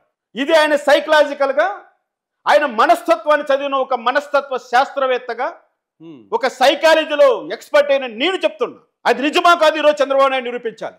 డబ్బున్న వాడి వైపే నిలబడ్డాడు. పేదవాడిని వాడుకుంటాడు. నాలాంటి పేదవాడిని 5 సంవత్సరాలు వాడుకున్నాడు. తాట తీసేస్తా చెప్తున్నా. ఇంకా నేను జనవరి తర్వాత నేను ప్రజాక్షేత్రంలో మళ్ళీ అడుగు పెడుతున్నా. ఆ రోజు ఎంత పోరాడానో అంతకు 2 నేను పోరాడతా. నువ్వు నా మీద కేసులు పెడతావా, జైల్లో పెడతావా తేల్చుకుంటా. ఇంకా పెద్దిరెడ్డి రామచంద్రారెడ్డి గారిని అరెస్ట్ చేయకపోతే, ఒకటే చెప్తున్నా, పెద్దిరెడ్డి రామచంద్రారెడ్డి అరెస్ట్ చేయకపోతే చంద్రబాబు నాయుడు చాలా తీవ్రమైన పరిణామాలు ఎదుర్కొంటావు. నీ పరువు గంగపాలు చేసేస్తా, నీ చరిత్రకు చెదలు పట్టిస్తా. ఆంధ్రదేశం ఉన్నంత వరకు నిన్ను ఒక దోషిగానే ప్రజలు చూస్తారు, కానీ నిన్ను ఒక నాయకుడిగా చూడరు. తర్వాత చిత్తూరు జిల్లాలో కడుపు మండిన ప్రజలు చాలా మంది ఉన్నారు. వాళ్ళ తరపు నేను మాట్లాడుతున్నా. మిగతా విషయాలు రాష్ట్రం కదా నాకు వద్దు, ఎవడెక్కడే నాశనం అయిపోయి నాకు పర్లేదు. కానీ నా వరకు, నా శక్తియుక్తులు ఉన్నంత వరకు, నాకు జరిగిన అన్యాయం వరకు నేను మాట్లాడుతున్నా. మా జిల్లాలో జరిగినటువంటి అన్యాయం గురించి నేను మాట్లాడుతున్నా. ఒకడు మద్యం బాగలేదని మాట్లాడిన గంటకి వాడు శవం మీద వెళ్ళాడు. అవును, చిత్తూరు జిల్లాలో ఓం ప్రకాష్. మీకు అన్ని చెప్తున్నా. ఈ అకృత్యాలు చేయించింది పెద్దిరెడ్డి రామచంద్రారెడ్డి నీకు తెలుసు. నువ్వే ప్రెస్ మీట్ పెట్టి చెప్పావు ఆ రోజు. ఆ వ్యక్తి సహజ మరణం కాదు అంటే నీకు డిఎస్పీ మదనపల్లి డిఎస్పీ నీకు నోటీస్ ఇచ్చాడు. 90 CRPC కింద గుర్తుపెట్టుకో. నేను అదే అడుగుతున్నా. అంగళ్ళల్లో ఆ విధంగా రాళ్ళు వేసి పెట్టి కొట్టినా కూడా రాళ్ళు కాదు, ఒకడైతే ఏకంగా జిప్పు ఎడదీసి లేపి చూపించాడు నీకు చంద్రబాబు నాయుడు గారు. అవును, అవి విజువల్స్ అన్ని ఉన్నాయి, చెక్ చేసుకో. ఫీలింగ్స్ ఉండవా? నేను అదే అంటున్నా. చంద్రబాబు నాయుడులోని రక్తం చల్లబడిపోయింది. ఆ రక్తం ఇంక ఎప్పుడు ఉడకదు, అది వేడి కాదు. లోకేషే రావాలి, లోకేషే కావాలి. మా లోకేష్ కోసం మేము ప్రాణాలు ఇవ్వడానికి సిద్ధంగా ఉన్నాం. లోకేష్ వెంట నడవడానికి యువత ఈరోజు నడుం గట్టి బిగిచ్చి నిలబడి ఉంది. లోకేష్ గారికి పూర్తి అధికారాలు రావాలి. పూర్తి అధికారాలు రావాలంటే చంద్రబాబు నాయుడు రెస్ట్ తీసుకోవాలి. అవసరం లేదు నీ విజన్, మడిసిని బెడ్ కింద పెట్టుకో. నేనదే అంటున్నా. ఇదంతా ఒక రకంగా చూస్తే ఆంధ్ర రాష్ట్ర ప్రజలను ద్రోహం చేసినట్లే కదా వీళ్ళు. జగన్మోహన్ రెడ్డిని చూపించి అరాచకాలను చూపించి ఉద్యోగాలు రెచ్చగొట్టి అతన్ని దోషిగా, రౌడీగా, గూండాగా చూపించి జగన్ని వీళ్ళేమో ఓట్లు దండుకునేసి అధికారంలోకి వచ్చాక అది చేస్తాం ఇది చేస్తామని చెప్పేసి ఈరోజు ఒక రకంగా ఆంధ్రప్రదేశ్ ప్రజలను మోసం చేసినట్లు వీళ్ళందరూ కూడా. చంద్రబాబు నాయుడు గారు జగన్మోహన్ రెడ్డి పైన ఎప్పుడు దాడి మొదలెట్టాడండి? ఎలా మొదలెట్టాడు? దళిత కార్డు వాడుకోండి కదా. చలో మదనపల్లి అని మా దళిత సంఘాలు పిలిపిచ్చిన రోజు తెలుగుదేశం జెండాలు కనపడాయి అక్కడ. అంతకు ముందు పచ్చ జెండా ఎక్కడ కనపడలేదు. దళిత బిడ్డలు, దళిత ప్రజానికము జై భీమ్ అంటూ రణములోకి దిగినట్లుగా దిగి పోరాటం చేస్తే అప్పుడు నీ తెలుగుదేశం పార్టీకి ఊపిరి వచ్చింది. ఊపిరి పోసాను నేను తెలుగుదేశం పార్టీకి. మా ఏరియాలో, మా జిల్లాలో, మా రాష్ట్రంలో నీ పచ్చ జెండాను రెపరెపలాడించాను. మీ వాళ్ళు నా వెంట నడిచారు. నేను పెట్టిన ప్రతి మీటింగ్లోన నువ్వు ఎత్తుకున్న ప్రతి కార్యక్రమాన్ని విజయవంతం చేయడానికి కృషి చేశాం. జగన్మోహన్ రెడ్డిని డి అంటే డి అన్నాం. ప్రాణాలు తెగించి పోరాటం చేశాం. ఆ దుర్మార్గుని కూల్చేశాం. ఆ కూల్చేసిన చెట్టు ఏర్లకు నీళ్లు పోస్తావా? ప్రకృతి ప్రకోపించి కూల్చివేసిన చెట్టు ఏర్లను నువ్వు బతికించడానికి ప్రయత్నం చేస్తావా? ఇప్పుడు ఇది నీకు సమ్మతమేనా అని అడుగుతున్నాం. రాయలసీమలో ఏ పోటుగాడిని నువ్వు అరెస్ట్ చేసావు? ఉత్తరాంధ్రలో ఏ పోటుగాడిని నువ్వు అరెస్ట్ చేసావు? అమరావతి రైతులను అంతగా అణిగి తొక్కించేటువంటి వాళ్ళను ఆ ఉండవల్లి శ్రీదేవి అయితే లంగ ఎత్తి చూపించింది వాళ్ళకి. తీసుకొచ్చి ఈరోజు పార్టీలో చేర్చుకొని పదవి ఇచ్చావు. నువ్వు చేసుకో, నీకేం కావాలో చేసుకో, మాకు న్యాయం చేయి. అమరావతి రైతులను, మహిళలను బట్టలిప్పి, జాకెట్లు చించి, చీరలు లాగి జుట్టు పట్టి ఈడ్చి కొట్టినా కూడా లేదండి. అరెస్టులు ఏం జరిగిన ఇక్కడ మేము కోరుకున్నది ఏంటి? దుర్మార్గంగా వ్యవహరించిన వాళ్ళని శిక్షిస్తాడు చంద్రబాబు నాయుడు అని మేము కోరుకున్నామే కానీ అవును నీ అభివృద్ధి మాకు అవసరం లేదయ్యా. అది జరుగుతూ పోతుంది. ఇప్పుడు పోలవరంలో నీళ్లు వస్తూనే ఉంటాయి. మీరు ఇలాంటి వాళ్ళని మీరు తెలిసింటే ఆ రోజు జగన్మోహన్ రెడ్డికి పెద్దిరెడ్డికి కాంప్రమైజ్ అయిపోయిండేవాళ్ళు కదా. మీరు ఏదో కాంప్రమైజ్ కాదు. పెద్దిరెడ్డి రామచంద్రారెడ్డి మీడియేషన్కి వచ్చాడా? మీడియేషన్ జరిగినప్పుడు జగన్మోహన్ రెడ్డి ఒక తరపున ఒకళ్ళతో పులుచుకున్న జస్టిస్ ఈశ్వరయ్య నాకు ఫోన్ చేసినప్పుడు 10 కోట్ల రూపాయల సూట్ కేసుతో నా ఇంటికి వచ్చినప్పుడు అన్నిటినీ నిర్విధంగా తిరస్కరించి పోరాటం చేశానని చంద్రబాబు నాయుడు స్వయంగా మాట్లాడాడు. ఒక్కసారి చూసుకోమని చెప్తున్నాను. డబ్బు కోసం కక్కుర్తి పడ్డానికి మేము బతకలేదు, ఆత్మగౌరవం కోసం బ్రతికాం. మాకు జరిగిన అన్యాయాన్ని సరిదిద్దాలని ప్రయత్నం కోసం పోరాటం చేస్తున్నాం. న్యాయ వ్యవస్థలో జరుగుతున్న అన్యాయాలను ప్రశ్నిస్తూ బతుకుతున్నాం. రూల్ ఆఫ్ లా కావాలని బ్రతుకుతున్నాం. డాక్టర్ బిఆర్ అంబేద్కర్ రాసినటువంటి భారత రాజ్యాంగం అమలు కావాలని బ్రతుకుతున్నాం. మీలాగా ఆస్తులు వెనకేసుకోవాలని కాదు, మీలాగా 1000 కోట్లు సంపాదించుకొని 1000 తరాల కోసం మేము నిలబడాలని కాదు. ఒకటి చెప్తున్నా, మనం సంపాదించిన పైసా కష్టార్జితమైతే నిజాయితీతో వచ్చిందైతే అది మన వారసులు అనుభవిస్తారు.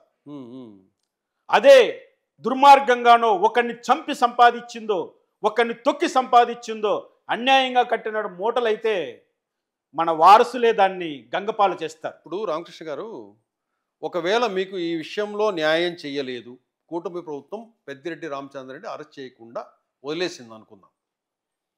నెక్స్ట్ మీ ప్లాన్ జనవరి తర్వాత ఏదైనా పొలిటికల్ పార్టీ పెట్టే ఆలోచన ఏమైనా ఉందా? పొలిటికల్ పార్టీ లేదు, ఇంకో పార్టీ లేదు, జాంతానయ్యి పెద్దిరెడ్డి గారిని లేపేస్తాను.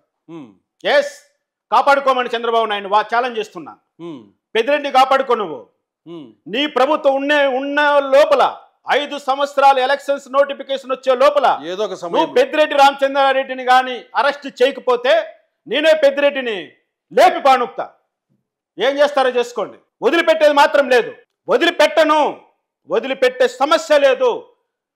నీకు కంటికి కంటు పంటికి పన్ను అన్న తీరు ఏదైతే ఉందో నాకు జరిగిన నష్టాన్ని నేనే పూడ్చుకుంటా. ఎలా పూడ్చుకోవాలో నాకు తెలుసు. వాడు దొరక్కపోడు ఎక్కడ. ప్రజాస్వామ్యంలో ఉన్నవాడు, ప్రజల మధ్య తిరగాల్సిన వాడు తిరిగి తీరాలి. నాకు ఏ ఆయుధం అవసరంలే, కత్తి అవసరంలే, తుపాకి అవసరంలే. నా నోటి పళ్ళతో వాడు పీక కొరికి చంపేస్తావాడు నా కళ్ళకు గడిపిన మరుక్షణం. దమ్ముంటే కాపాడుకో. ఇది చంద్రబాబు నాయుడికి నేను ఇచ్చిన సవాల్. కాపాడుకో. దమ్ముతే నీ ఫ్రెండ్ని కాపాడుకో, నీ స్నేహితుడిని కాపాడుకో, నీ దోస్తుని. వాడిని మాత్రం బతకనిచ్చే సమస్య లేదు నాకు న్యాయంగా జరగకపోతే. ఇది వాస్తవం. ఓకే, మీకు న్యాయం జరగలేదు, అతని వల్ల నష్టపోయాను, అతని మీద యాక్షన్ తీసుకోలేదంటున్నారు. ఇప్పుడు చంద్రబాబు నాయుడు గారికి సవాల్ ఇచ్చినారు. మీకు 5 సంవత్సరాలు మీకు మాయమాటలు చెప్పి మిమ్మల్ని వాడుకున్న చంద్రబాబుని ఏం చేస్తారు? చంద్రబాబు గారంటే నాకు గౌరవం. నేను ఎప్పుడు కూడా చంద్రబాబుని వ్యక్తిగతంగా మిమ్మల్ని మోసం చేసినట్లే కదా. చంద్రబాబు గారిని నేను ఎప్పుడు వ్యక్తిగతంగా ఆయన్ను దూషించను. ఆయన పాలసీని మాత్రమే దూషిస్తున్నాను. ఆయన ఇప్పుడు చేస్తున్నటువంటి వాటినే నేను ప్రశ్నిస్తున్నాను. చంద్రబాబు నాయుడు గారిని ఏం చేయాల్సినటువంటి అవసరం లేదు. ఆయన నిజాయితీగా ప్రజలను మన్నన పొందితే మళ్ళీ 2029లో మళ్ళీ సీఎం అవుతాడు. ప్రజల తిరస్కారం పొందితే మళ్ళీ జైలు పాలవుతాడు. జగన్మోహన్ రెడ్డి కరుణించాడు. మీరు అంటున్నారు కదా, ఓడిపోయిన 2వ రోజే చంద్రబాబు నాయుడు జైల్లో పెట్టకపోతే వాళ్ళ అబ్బకు పుట్టిట్లు కాదు. జగన్మోహన్ రెడ్డి ప్రతిని కూడా అదే. అది విజయసాయి రెడ్డి అదే చెప్పాడు. జగన్మోహన్ రెడ్డి మాట విజయసాయి రెడ్డి పత్రికా ముఖంగా చెప్పాడు మొన్న. చంద్రబాబు నాయుడు బతికుంటే ఆ రోజు అరెస్ట్ చేసి లోపలేస్తామని. ఎస్, జరిగి తీరుతాయి. దానికోసమే నేను ఒకటే చెప్తున్నా, కూటమిని నమ్ముకోవద్దు చంద్రబాబు నాయుడు. నీ తెలుగుదేశం పార్టీని నమ్ముకో, నీ కార్యకర్తలను నమ్ముకో, మీ లీడర్లను నమ్ముకో, మాలాంటి ఉద్యమకారులను నమ్ముకో, జగన్మోహన్ రెడ్డిని వ్యతిరేకించేటువంటి మాలాంటి వాళ్ళని నమ్ముకో. నువ్వు మళ్ళీ సీఎం అవుతావు. పవన్ కళ్యాణ్ నమ్ముకున్నావంటే seize the ship. That's all. Ramakrishna garu, ఇప్పుడు పెద్దిరెడ్డి గారి గురించి యాక్షన్ తీసుకోమని ఇంత గట్టిగా చెప్తున్నారు కదా, క్లుప్తంగా పెద్దిరెడ్డి గారికి మీకు మధ్య ఏం జరిగింది క్లుప్తంగా చెప్పండి. లలిత్ కుమార్ గారు, పెద్దిరెడ్డికి నాకు ఎలా వైరం జరిగిందని మీరు అంటున్నారు కాబట్టి చాలా సందర్భాల్లో నేను విషయాలు చెప్పాను, మళ్ళీ చెప్తాను. నేను రాయచోటిలో జడ్జిగా పనిచేస్తున్నప్పుడు రాయచోటిలో పెద్దిరెడ్డి గారి బంధువైనటువంటి జస్టిస్ సివి నాగార్జున రెడ్డి గారి తమ్ముడు ఒక వ్యక్తిపై కిరోసిన్ వేసి చంపేశాడు. వాళ్ళ ఇంట్లో పనిచేసే వ్యక్తి. నేను మరణ వాంగ్మూలం రికార్డ్ చేశాను జడ్జిగా. ఆ మరణ వాంగ్మూలంలో నుంచి ఆయన పేరు తీసేయమని వాళ్ళ అన్నగారైనా అప్పుడు judge, high court judge Nagarjuna Reddy నన్ను బలవంతం పెట్టాడు. ఇంటికి పిలిపించి బెదిరించారు. నేను వాళ్ళ బెదిరింపులకు లొంగకపోతే నా పైన భౌతిక దాడి చేశారు. భౌతిక దాడి చేస్తూ నన్ను కులం పేరుతో ఎలా దూషించాడంటే, మాలమాదిగ నా కొడకల్లారా, మీ ఆడాలను మేము అటువంటిది మా పైన కేసులు పెడతావు ఇక్కడ అంటూ వాడు బెదిరిస్తే ఆ రోజు రగిలిపోయిన నేను ఆ రోజు మొదలుపెట్టా పోరాటం. వాళ్ళ మాట వినలేదని హైకోర్టు జడ్జి పైన కేసు పెట్టానని, అది మిస్కాండక్ట్ అని నన్ను ఉద్యోగం నుంచి సస్పెండ్ చేశారు. తర్వాత ఆ విషయాన్ని హైకోర్టులో ప్రస్తావన చేసినప్పుడు ఆయన తప్పు చేశాడు, కానీ ఆయన శిక్షించే అధికారం మాకు లేదు, కేవలం పార్లమెంటుకు మాత్రమే ఉందని హైకోర్టు చెప్పినప్పుడు పార్లమెంటుకి వెళ్ళాను. 106 మంది ఎంపీలతో కలిసి ఇదంతా చెప్పి మహాభియోగ తీర్మానం ప్రవేశపెట్టాడు. ఆ రోజు మా నాయకుడు స్వర్గీయ సిపిఎం లీడర్ సీతారాం యేచూరి గారు, ఆయన ఆధ్వర్యంలో మేము ఇంపీచ్మెంట్ పెట్టామండి. మొదటి ఇంపీచ్మెంటు సక్సెస్గా బిడ్ అయింది. ఆ రోజు అనివార్య కారణాల వల్ల జయలలిత గారు చనిపోవడంతో పార్లమెంట్ను వాయిదా వేశారు. అప్పుడు ఎవరెవరు ఎంపీలు అయితే నాకు సపోర్ట్ చేశారో ఆ లిస్ట్ అంతా నోటిఫై కావడంతో అప్పుడు ఈ పెద్దిరెడ్డి రామచంద్రారెడ్డి, విజయసాయి రెడ్డి, జగన్మోహన్ రెడ్డి ఢిల్లీలో లాబియింగ్ చేసి ఎంపీలకు డబ్బులు ఇచ్చి, ఎంపీలకు అమ్మాయిలను సరఫరా చేసి, బ్రోకరిజం చేసి ఈ బాడ్కా వేదవులు అందులో నుంచి కొంతమంది ఎంపీలను లాక్కున్నారు. అప్పుడు ఆ ఇంపీచ్మెంట్ ఫెయిల్ అయింది. అప్పుడు మళ్ళీ రెండో ఇంపీచ్మెంట్ కోసం మేము ప్రయత్నం చేస్తూ ఉంటే అప్పుడు పెద్దిరెడ్డి రామచంద్రారెడ్డి ఢిల్లీకి వచ్చాడు, పార్లమెంట్కి వచ్చాడు. నేను, సీఎం రమేష్, సీతారాం యేచూరి గారు, శరద్ యాదవ్ గారు, దిగ్విజయ్ సింగ్ గారు, మేమందరూ కూర్చున్నాం. రెండవ ఇంపీచ్మెంట్ ఎలా చేయాలనే దాంట్లో డిస్కషన్ చేస్తూ మేము అందరం ఎంపీలను మళ్ళీ రిక్వెస్ట్ చేస్తున్నాం. అప్పుడు ఇక్కడికి వచ్చిన పెద్దిరెడ్డి రామచంద్రారెడ్డి ఒక్కసారిగా సీతారాం యేచూరి సార్తో, ఏందన్నా ఈ మాలనా కొడుకుని పక్కన పెట్టుకొని మా రెడ్ల పరువు అంతా తీసేసావు దేశంలో అంటూ ఆయనతో అనడం జరిగింది. అక్కడే ఉన్న నేను అప్పటికే ఎవర్రా మాలనా కొడుకు అంటూ ఇన్ని ఒక తన్ను దంతే 2 చైర్లు దాటి అవతల పడ్డాడు పెద్దిరెడ్డి రామచంద్రారెడ్డి గారు. తన్నాం, మామూలుగా తనలేదు నా కొడుకుని. మీరు ఎంతమంది ఉన్నా? మీరు ఒకరే ఉన్నారా? మేము ఒక 6-7 మంది ఉన్నాం మేమందరూ అక్కడ. ఒక తన్ను దంతే పోయి ఒక 2 బార్ల దూరంలో పడ్డాడు వీడు. ఎప్పుడు జరిగింది ఇది? ఇది 2016 జనవరిలో జరిగింది. 2016 జనవరిలో జరిగింది. పెద్దిరెడ్డి రామచంద్రారెడ్డిని తన్నారు. ఎస్. అప్పుడే మన రాజ్యసభ చైర్మన్గా వెంకయ్యనాయుడు గారు ఉన్నారు. వెంకయ్యనాయుడు గారు వచ్చేసారు. ఇది పార్లమెంట్ అనుకుంటున్నారా, వీధి అనుకుంటున్నారా, ఇలా దౌర్జన్యం చేసుకుంటే ఎంత అప్రతిష్ట అయిపోతుంది, ఇది రాజద్రోహం కేసు, ఇది పార్లమెంట్లో గొడవ చేయడము అని చెప్పి ఆయన వెంటనే కేసు పెట్టాలి ఇద్దరిపైన అని చెప్పి చెప్పాడు. నేను ఓకే అన్నా, పెట్టండి అన్న. వాడు నన్ను మాలనా కొడుకు అంటున్నాడు, నేనేం చేయాలి, ఇంకా తన్నకపోతే వాడిని తన్నాను, పెట్టండి కేసు అన్న. వీడు ఆయన కాలు పట్టేసుకున్నాడు, వెంకయ్యనాయుడు కాలు పట్టేసుకున్నాడు పెద్దిరెడ్డి. పెట్టేసుకొని చాంబర్లోకి, అన్న వాడికంటే ఏమీ లేదు, నేను మంత్రిని, నాకు రాజకీయంగా పేరు ప్రతిష్టలు ఉన్నాయి, ఇద్దరం తిహార్ జైల్లో కూర్చుంటే నష్టం నాకే, ఏదో ఒకటి చేయని చెప్పి ఆయన్ను బ్రతిమాలుకొని బయటపడ్డాడు. అప్పటి నుంచి వాడికి అప్పుడు వెంకయ్యనాయుడు గారు ఏంటి డిసిగ్నేషన్? అప్పుడు వెంకయ్యనాయుడు గారు రాజ్యసభ చైర్మన్.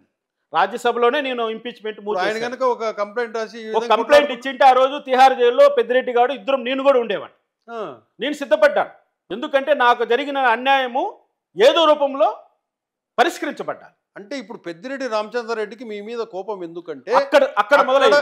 మీరు పెద్దిరెడ్డి రామచంద్రారెడ్డిని కలిసి కాళ్లతో తన్నారు, కింద వేసి తన్నారనే ఉద్దేశంతో ఆ కక్ష పెట్టుకున్నాడు అంటారు. ఆ కక్ష పెట్టుకొని తర్వాత ప్రెస్ మీట్ పెట్టి రామకృష్ణని ఎంకరేజ్ చేస్తున్నది చంద్రబాబు నాయుడు అని, చంద్రబాబు నాయుడు పైన, ఆ రోజు ముఖ్యమంత్రిగా ఉన్న చంద్రబాబు నాయుడు పైన నానా మాటలు కూర్చాడు పెద్దిరెడ్డి రామచంద్రారెడ్డి. ఆ తర్వాత అక్కడి నుంచి తర్వాత రెండో ఇంపీచ్మెంట్ పెట్టాను. ఆ లోపల కొన్ని కాన్స్టిట్యూషనల్ ప్రావిజన్స్ వల్ల అది కూడా డ్రాప్ అయింది. అంటే సివి నాగార్జున రెడ్డి రిటైర్డ్ అయ్యారు. రిటైర్డ్ కావడానికి 6 నెలల టైంలోకి వచ్చేసాడు. కాబట్టి రూల్స్ ప్రకారము అది వర్కౌట్ కాలేదు కాబట్టి అక్కడ డ్రాప్ అయింది. సుప్రీంకోర్టులో ఇన్హౌస్ ఎంక్వైరీ జరిగింది. ఇన్హౌస్ ఎంక్వైరీలో జస్టిస్ సివి నాగార్జున రెడ్డి తప్పు చేశాడు, ఆయన ప్రాసిక్యూట్ చేయమని చెప్పి ఉమ్మడి ఆంధ్ర హైకోర్టు చీఫ్ జస్టిస్కు జ్యుడిషియల్ ఆర్డర్ పాస్ చేసినా కూడా అది ఇంప్లిమెంట్ కాకుండా 2016 నుంచి 2024 వరకు అలా పెండింగ్ పెట్టుంది. అంటే లాబియింగ్ అన్నది మీరు అడిగారు కదా మొదట్లో, లాబియింగ్ అనేది ఎంత ప్రభావంగా పనిచేస్తుందో న్యాయ వ్యవస్థలో నా కేసులో 100కు 100% విత్ ఎవిడెన్స్ ప్రూవ్ అయింది. ఆ రోజు నుంచి పెద్దిరెడ్డి రామచంద్రరెడ్డికి నా మీద ఉన్న కక్షతో తెలుగుదేశం పార్టీ ఓడిపోయి 2019లో వైఎస్ఆర్సీపీ కాంగ్రెస్ ప్రభుత్వం అధికారంలోకి వచ్చిన వెంటనే నా పైన దాడి చేశారు. నన్ను చంపడానికి ట్రాక్టర్తో గుద్ది చంపడానికి ప్రయత్నం చేశారు ఊర్లో. ఆ కేసు నేను ఇచ్చిన కంప్లైంట్ ఆ రోజు రిజిస్టర్ చేయకుండా నా పైన తిరిగి కౌంటర్ కేసు కట్టి అందులో దొంగ మెడికల్ డాక్యుమెంట్ క్రియేట్ చేసి అరెస్ట్ చేయడానికి ప్రయత్నం చేశారు. మళ్ళీ నేను పోలీస్ డిపార్ట్మెంట్ హైయర్ అఫీషియల్స్కి అంతా చెప్పిన తర్వాత అరెస్ట్ కాకుండా ఆగిపోయాం. మళ్ళీ తర్వాత ఒక ప్రెస్ మీట్లో అంటే మన డిబేట్లో ఏబిఎన్ వెంకటకృష్ణ గారి డిబేట్లో దళిత పిల్లల చేత లెటర్లు గడిగిస్తున్నారన్న ఒక సందర్భంలో మేనమామ అంటూ మాకు ముద్దులు పెట్టి ఈరోజు మా దగ్గర లెటర్లు గడిగిస్తున్నాడు జగన్మోహన్ రెడ్డి.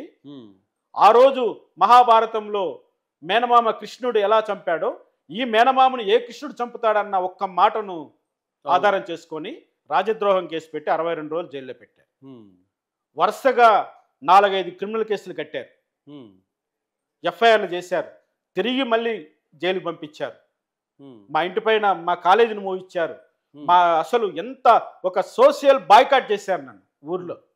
ఒక్కడిని ఒక కుటుంబం, నేను నా భార్య నా కొడుకు నా కూతురు, మేము నలుగురమే 4 సంవత్సరాల పాటు వెలివేయబట్టి అదే గ్రామంలో బతికాం. ఆ రోజు సలహా ఇచ్చారు తెలుగుదేశం వాళ్ళు, సార్ మీరు హైదరాబాద్కు వచ్చేయండి అని. నేను కదలలేదు ఎక్కడి నుంచి, పారిపోయినాడు అంటానికి నా కొడుకులు అక్కడే ఉంటా, సస్తానో బతుకుతానో అదే ఊర్లో బతుకుతానంటే అక్కడే బతికాను. అక్కడి నుంచే కార్యక్రమాలన్నీ చేశాను. ఎవరి కోసం అండి చేసింది ఇవన్నీ? నా భార్య బిడ్డల భవిష్యత్తును కూడా నేను ఎందుకు ఇంత ఇచ్చేసాను? ఒక జడ్జిగా రాయల్గా బతకవలసిన నా బిడ్డలు కూడా అలా వాళ్ళ గాలికి వదిలేసి నేను ఎందుకు ఇన్ని రోజులు బతికాను? చంద్రబాబు నాయుడు గారు ముఖ్యమంత్రి కావాలి, చంద్రబాబు నాయుడు ముఖ్యమంత్రి అయిన వెంటనే ఈ ఎదవలకు బుద్ధి చెప్పాలి, వీళ్ళను న్యాయపరంగా శిక్షిస్తాడా, అన్యాయంగా ముందుకెళ్ళి శిక్షిస్తాడా, ఏదో రకంలో వాళ్ళకి శిక్ష పడుతుందనే ఒక నమ్మకంతో మీరు చేశారు. నేను ఇప్పుడు అంటున్నా, చంద్రబాబు నాయుడు గారి మనస్తత్వం నాకు తెలుసు అని ఇందాక చెప్పారు మీరు. ఒక పేదోడికి ఒక డబ్బున్నోడికి ఒక ఏదైనా వివాదం జరిగితే చంద్రబాబు నాయుడు డబ్బున్నోడి పక్కనే నిలబడతాడని నాకు తెలుసు అని ఇందాక అన్నారు మీరు. అవును, అటువంటిది పెద్దిరెడ్డి రామచంద్రారెడ్డి మీద యాక్షన్ తీసుకుని ఉంటాను అంటే చంద్రబాబు నాయుడు మాటలు ఎలా నమ్మారు మీరు? నేను చంద్రబాబు నమ్మలేదు, ముందు నమ్మను, ఈ రోజుకి నమ్మను, రేపటికి నమ్మను చంద్రబాబుని. నేను నమ్మింది లోకేష్ గారిని, నా లీడర్ లోకేష్, నాకు మార్గదర్శి లోకేష్. చెప్పాను కదా, లోకేష్ గారి కోసం ప్రాణం ఇవ్వడానికి కూడా సిద్ధంగా ఉంటానని ఎందుకు చెప్పాను ఆ మాట? చంద్రబాబు నాయుడు పైన ఉన్నటువంటి విశ్వాసం కాదు అది, లోకేష్ గారు పెట్టిన రెడ్ బుక్ మీద ఉన్న విశ్వాసం, లోకేష్ గారు పాదయాత్రలో ఇచ్చినటువంటి మాట మీద ఉన్న విశ్వాసం. లోకేష్ గారు నా ఎన్నింటి ఉండి 4 సంవత్సరాలు కాపాడాడు నన్ను, నా కుటుంబాన్ని. నాకు ఇప్పుడు అర్థమైంది, కాపాడాడు లోకేష్ గారు నన్ను నా కుటుంబాన్ని 4 సంవత్సరాలు కంటికి రెప్పలా కాపాడాడు. ఆయన మీద ఇప్పుడు అందుకంటున్నాను, ఆయన కోసం మా ప్రాణాలు పణంగా పెట్టాను కూడా మేము వెనుకాడం. కానీ నేను నారా చంద్రబాబు నాయుడు గారిని నమ్మను. కానీ ఆయన నాయకుడు కాబట్టి, మా నాయకుడికే నాయకుడు కాబట్టి మాకు చంద్రబాబు నాయుడు అంటే చేతులెత్తి మొక్కుతున్నది ఆ రీజన్ ఒకటే. మీకు నాకు అర్థమైంది ఏంటంటే, ఈ విషయంలో పెద్దిరెడ్డి రామచంద్రారెడ్డి విషయంలోనూ మీకు అన్యాయం జరుగుతున్నది చేస్తున్నది నాకు అనిపిస్తుంది లోకేష్ కాదు, చంద్రబాబు నాయుడు కాదు, మీకు అన్యాయం చేస్తున్నది పవన్ కళ్యాణ్ అని నాకు అనిపిస్తోంది. అనిపించడం ఏంటి, 100% ఇది వాస్తవం.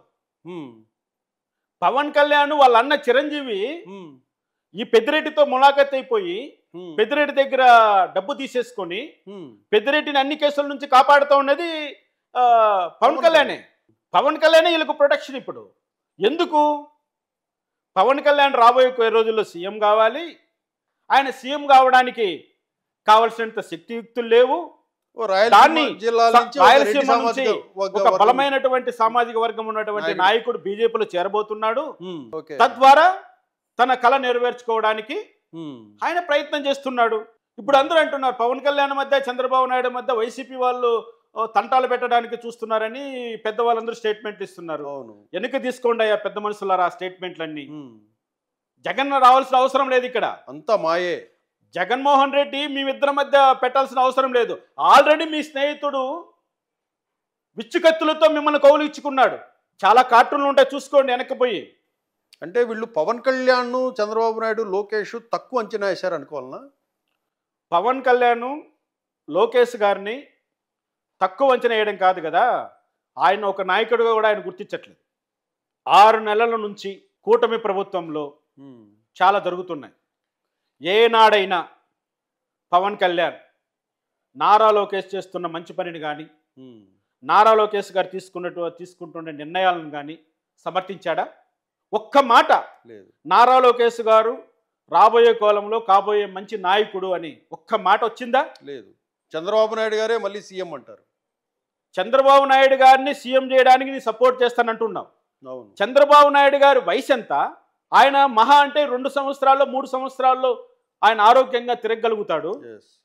2029 తర్వాత ఆయన ఆరోగ్య పరిస్థితి ఎలా ఉంటుందో ఆయనైతే నువ్వు సపోర్ట్ చేస్తాను, ఇండైరెక్ట్గా నువ్వేం చెప్పావు? నారా లోకేష్ గారిని సపోర్ట్ చేయను అంటున్నావు.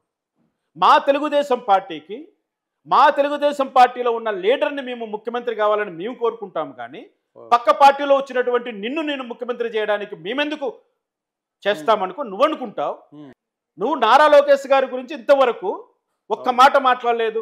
నారా లోకేష్ గారు ప్రజా దర్బార్ పెట్టాడని నువ్వు పార్టీ ముందర నువ్వు దర్బార్ పెట్టావు. అంతకు ముందు నీకు ఆలోచన వచ్చిందా?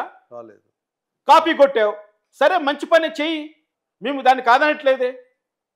కానీ నీవు మనసులో కల్మషం పెట్టుకొని నువ్వు ప్రవర్తిస్తున్నావు అన్నది నా ప్రగాఢమైనటువంటి నమ్మకం. లేకపోతే మా దళిత మంత్రి, హోమ్ మినిస్టర్ అనితా గారిని ఎందుకలా నువ్వు తోలనాడుతున్నావు? ఎందుకలా తక్కువ చేసి మాట్లాడుతున్నావు? నీ మాదిరి ఆమె మంత్రి కదా. నీ గొప్ప ఏంటయ్యా పవన్ కళ్యాణ్? నీ గొప్ప ఏంటి? చేతగాక స్వయంగా సీఎం శక్తి లేక పక్కలో చేరిన వాడు నువ్వు. పార్టీ పుట్టినప్పటి నుంచి పార్టీ కోసం కష్టపడుతున్నటువంటి మహిళ, దళిత మహిళ అనిత గారు, ఆమెను అలా టార్గెట్ చేయడం ఏంటి?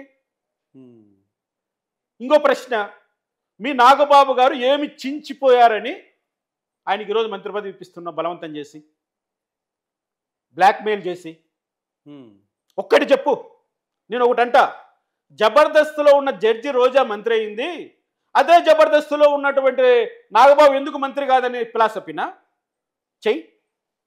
జబర్దస్త్ కామెడీ షో చేసేయండి మంత్రివర్గాన్ని. వి యాక్సెప్టెడ్. నిజం చెప్పండి, ఒప్పుకుంటాం. అవునయ్యా నిజమే కదా. జబర్దస్త్లో పనిచేసిన రోజా, జడ్జిగా చేసిన రోజా పక్క సీట్లో కూర్చొని ఆమె మంత్రి అయిపోయా. నాగబాబు గారు ఏం తప్పు చేశారు? డైరెక్ట్ ఎలక్షన్స్ లో పార్టిసిపేట్ చేసి ఎన్నికైంది కదా అని సమర్థించుకుందాం. నా మాట ఏంటంటే, ఇద్దరు జబర్దస్త్లో ఉన్న 2 జడ్జిలు మంత్రులు అయ్యారన్న మా పేరన్న నిలిచిపోనిలేండి. అంతకంటే ఏముంది చెప్పండి క్వాలిటీ? ఇప్పుడు ఏదైనా తుఫాన్ వచ్చినప్పుడు కానీ, అన్నమయ్య ప్రాజెక్టు కొట్టుకుపోయినప్పుడు కానీ, వరదలు వచ్చినప్పుడు కానీ నాగబాబు గారు ఎక్కడైనా సేవలు చేశారండి తెలుగు వాళ్ళ కోసం, నవ్యాంధ్రుల కోసం? హైదరాబాద్ విడిచిపెట్టి రావు నువ్వు. అసలు వీళ్ళు రాయలసీమ సైడే రారు. సేపు తూగో పాగో జిల్లాలో చూస్తుంటారు తప్పితే రాయలసీమ వైపు కానీ కాన్సన్ట్రేషన్ కానీ అక్కడ పర్యటనలు కానీ ఇవన్నీ యాక్టివిటీ ఉండదు. పవన్ కళ్యాణ్ కూడా వచ్చింది తక్కువ రాయలసీమ వైపు. అసలు వాళ్ళు వదిలిపెట్టేశారండి. అసలు వాళ్ళు 2 జిల్లాలను పట్టుకున్నాడు ఆయన. ఆ 2 జిల్లాల్లోనే రాజకీయం చేస్తున్నాడు. రాష్ట్రం అంతా అసలు ఆయనకు రెడ్ శాండిల్ గురించి అవగాహన లేదండి. మాట చెప్తున్నాను ఒక మాట. అసలు ఎన్ని వేల మెట్రిక్ టన్నులు ఉన్నాయి, అది ఆక్షన్ ద్వారా అమ్మితే ఎంత డబ్బు వస్తుంది, అక్రమంగా తరలించకపోతే ఎంత డబ్బు వస్తుంది, ఎన్ని వేల కోట్లు స్మగ్లర్లు సంపాదించేశారు, ఆ స్మగ్లర్లు ఎంతమంది ఈరోజు జైల్లో ఉన్నారు, అసలు ఏమైనా చేశారా? 6 నెలల లోపల నువ్వు ఏదైనా సాధించావా? ఒక అటవీ శాఖ మంత్రిగా నువ్వు చేసింది ఏంటి? ఏమీ లేదు. ఇక్కడ నువ్వు ఇప్పుడు పరీక్షలు పెట్టే నీకు పడేది 0 మార్కులే, 100కు 0 వస్తాయి. మేము అదే ప్రశ్నిస్తున్నాం.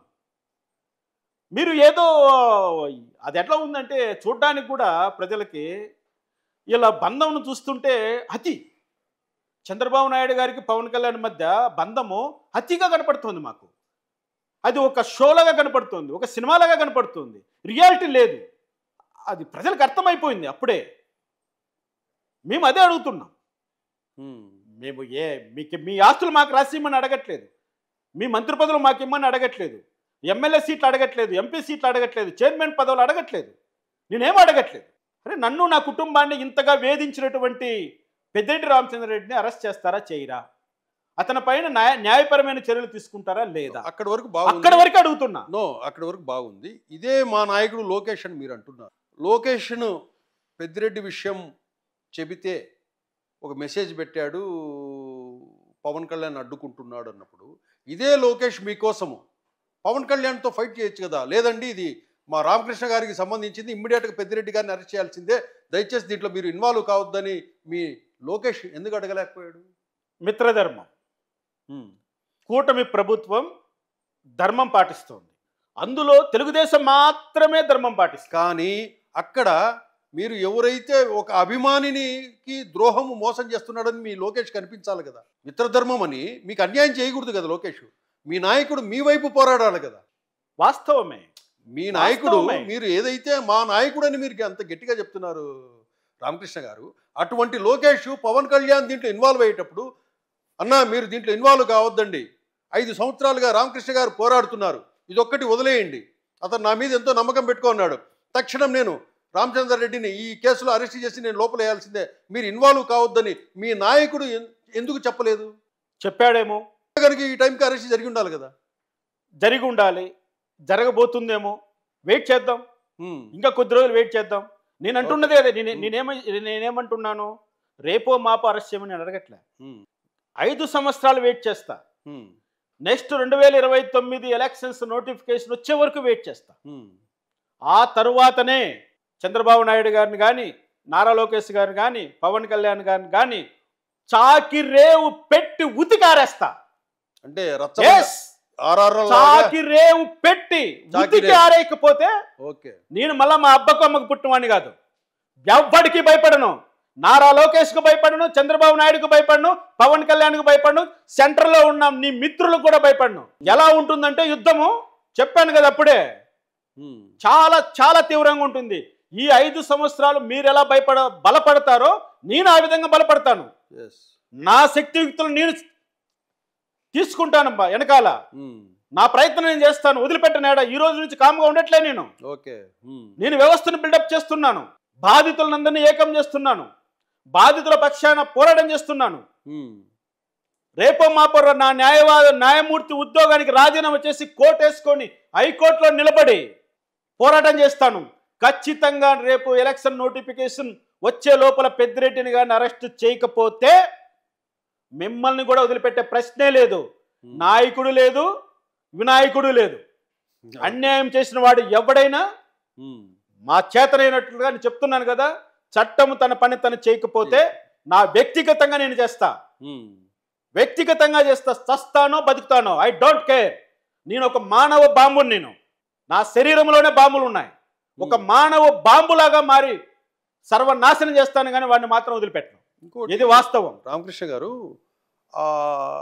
గత 5 సంవత్సరాల కాలంలో మనకు జడ శ్రావణ్ గారు కూడా ఉన్నారు, మీ లాయర్ కమ్యూనిటీకి చెందిన వ్యక్తి.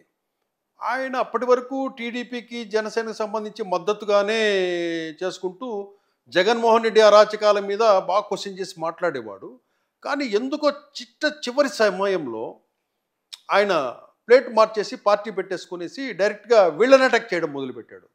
అంటే ఆయన ముందుగానే, మీరు ఇప్పుడు బ్లాస్ట్ అవుతున్నారు, ఆయన ముందుగానే కనుక్కున్నాడు అంటారా వీళ్ళ గురించి? వాళ్ళు వీళ్ళ గురించి కనుక్కున్నది కాదు, అమ్ముడిపోయాడు. అవునా? జగన్మోహన్ రెడ్డికి, పెద్దిరెడ్డి రామచంద్రరెడ్డికి అమ్ముడిపోయాడు ఎదవ. దళిత లీడర్ అని చెప్పుకునేటువంటి దుష్టుడు వాడు. వాడి వల్ల దళిత జాతి ఈరోజు ఏ శక్తియుక్తులు లేకుండా పోయింది. ఇటువంటి ఎదవల వల్లనే ఈ రోజుకి చెప్తున్నా, అందరూ కూడా డబ్బు కోసం గడ్డి తినేటువంటి గాడిదలు, అడ్డగాడిదలు. వీడు అంతకు మించిన అడ్డగాడిద వీడు. ఆయన కూడా జడ్జినే కదా.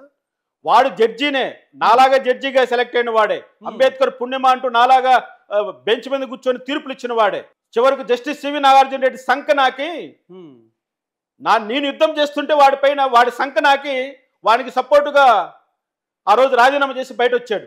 ఎందుకు రాజీనామా చేశాడంటే వాడే మంచి కారణాలతో రాజీనామా చేయలే, అడ్డదిడ్డంగా దొరికిపోయి అమ్మాయిలతో కులికి లక్షల రూపాయలు లంచాలు తీసుకొని తీర్పులు ఇచ్చి అవినీతికి పాల్పడారని 35 కంప్లైంట్లు హైకోర్టుకు చేరితే అందులో శిక్షపడి ఏసీబీ వాళ్ళు అరెస్ట్ చేస్తారని భయపడి నాగార్జున రెడ్డి ప్రమేయంతో నువ్వు రాజీనామా చేసి వెళ్ళిపో, నేను నిన్ను చూసుకుంటాను, మిగతావన్నీ కంప్లైంట్ అన్ని క్లోజ్ చేస్తానని వర్క్ చేసేవాడు ఆయన ఒంగోలులో పనిచేసేటప్పుడు ఇవన్నీ బయట వచ్చాయి. అంతకు ముందు తూర్పుగోదావరిలో ఎక్కడ 2 స్టేషన్లో చేశాడంతే. అంత 3-4 సంవత్సరాల్లోనే మొత్తం కంపు చేశాడు ఒక న్యాయమూర్తిగా. ఇటువంటి సైట్ కాలేదవా వాడు ఈ రోజు మళ్ళీ దళిత లీడర్ అని చెప్పుకొని వచ్చి మమ్మల్ని అందరినీ వాడిని వెంట తిప్పుకొని, నేను కూడా అది కూడా తెలుగుదేశం ఎదవలే నన్ను వాడిని ఆఫీస్ పంపించింది. వాడు గుంటూరులో ఉంటాడు ఒక ఎదవ, వాడు తీసుకుపోయి వాడిని ఆఫీసులో నన్ను కూర్చోబెట్టి నేను వద్దన్నా, వీళ్ళంతా దొంగలండి, మీకు తెలియదంటే లేదండి తెలుగుదేశం పార్టీ నెలకు 30 లక్షలు ఇస్తుంది వీడికి, కాబట్టి మీ కేసు వాడే చేస్తాడంటే వాడి దగ్గరికి వెళ్ళా. తర్వాత అదే కేసును పెద్దిరెడ్డి రామచంద్రరెడ్డికి అమ్ముకున్నాడు ఎదవ. వాడి మీద ఆల్రెడీ క్రిమినల్ కేసు అయింది, మన హైకోర్టు కూడా ఆర్డర్స్ ఇచ్చింది వాడిని ప్రాసిక్యూట్ చేయమని, ఆల్రెడీ క్రిమినల్ కేసు ఉంది. ఇప్పుడు కూడా చెప్తున్నా చంద్రబాబు నాయుడు గారికి, నీకు దమ్ముంటే వాడిని అరెస్ట్ చెయ్యి, హైకోర్టు ఆర్డర్స్ ఉన్నాయి వాడి మీద ప్రాసిక్యూట్ చేయమని. ఎఫ్ఐఆర్ కట్టు, తాడికొండ పోలీస్ స్టేషన్లో ఎఫ్ఐఆర్ ఉంది. వైఎస్ జగన్మోహన్ రెడ్డి సీఎంగా ఉన్నప్పుడే కట్టారు ఆ కేసు. దాంట్లో మీ చేత వాడు నిన్న మొన్న మీటింగ్ పెట్టి గుంటూరులో నిన్ను ఉతికి ఆరేసాడు కదా, అదన్నా చెయ్యి, కొంచెం మా దళిత చేతన్నా కొంచెం సంతోషపడుతుంది. ఇట్లా వాడు మళ్ళీ కనపడకుండా ఉంటాడు మీటింగుల్లో. జడా శ్రావణ్ కుమార్ గురించి అడిగారు కాబట్టి చెప్తున్నా.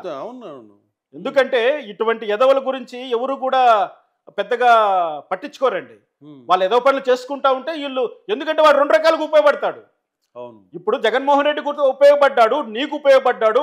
అంతెందుకండి, చంద్రబాబు నాయుడు గారు అప్పుడు 2014 నుంచి 2019లో సీఎంగా ఉన్నప్పుడు అమరావతి పేరు చెప్పి 1000 కోట్లు దొబ్బేశాడని వీడే కేసేశాడు లోకేష్ గారి పైన, చంద్రబాబు నాయుడు పైన.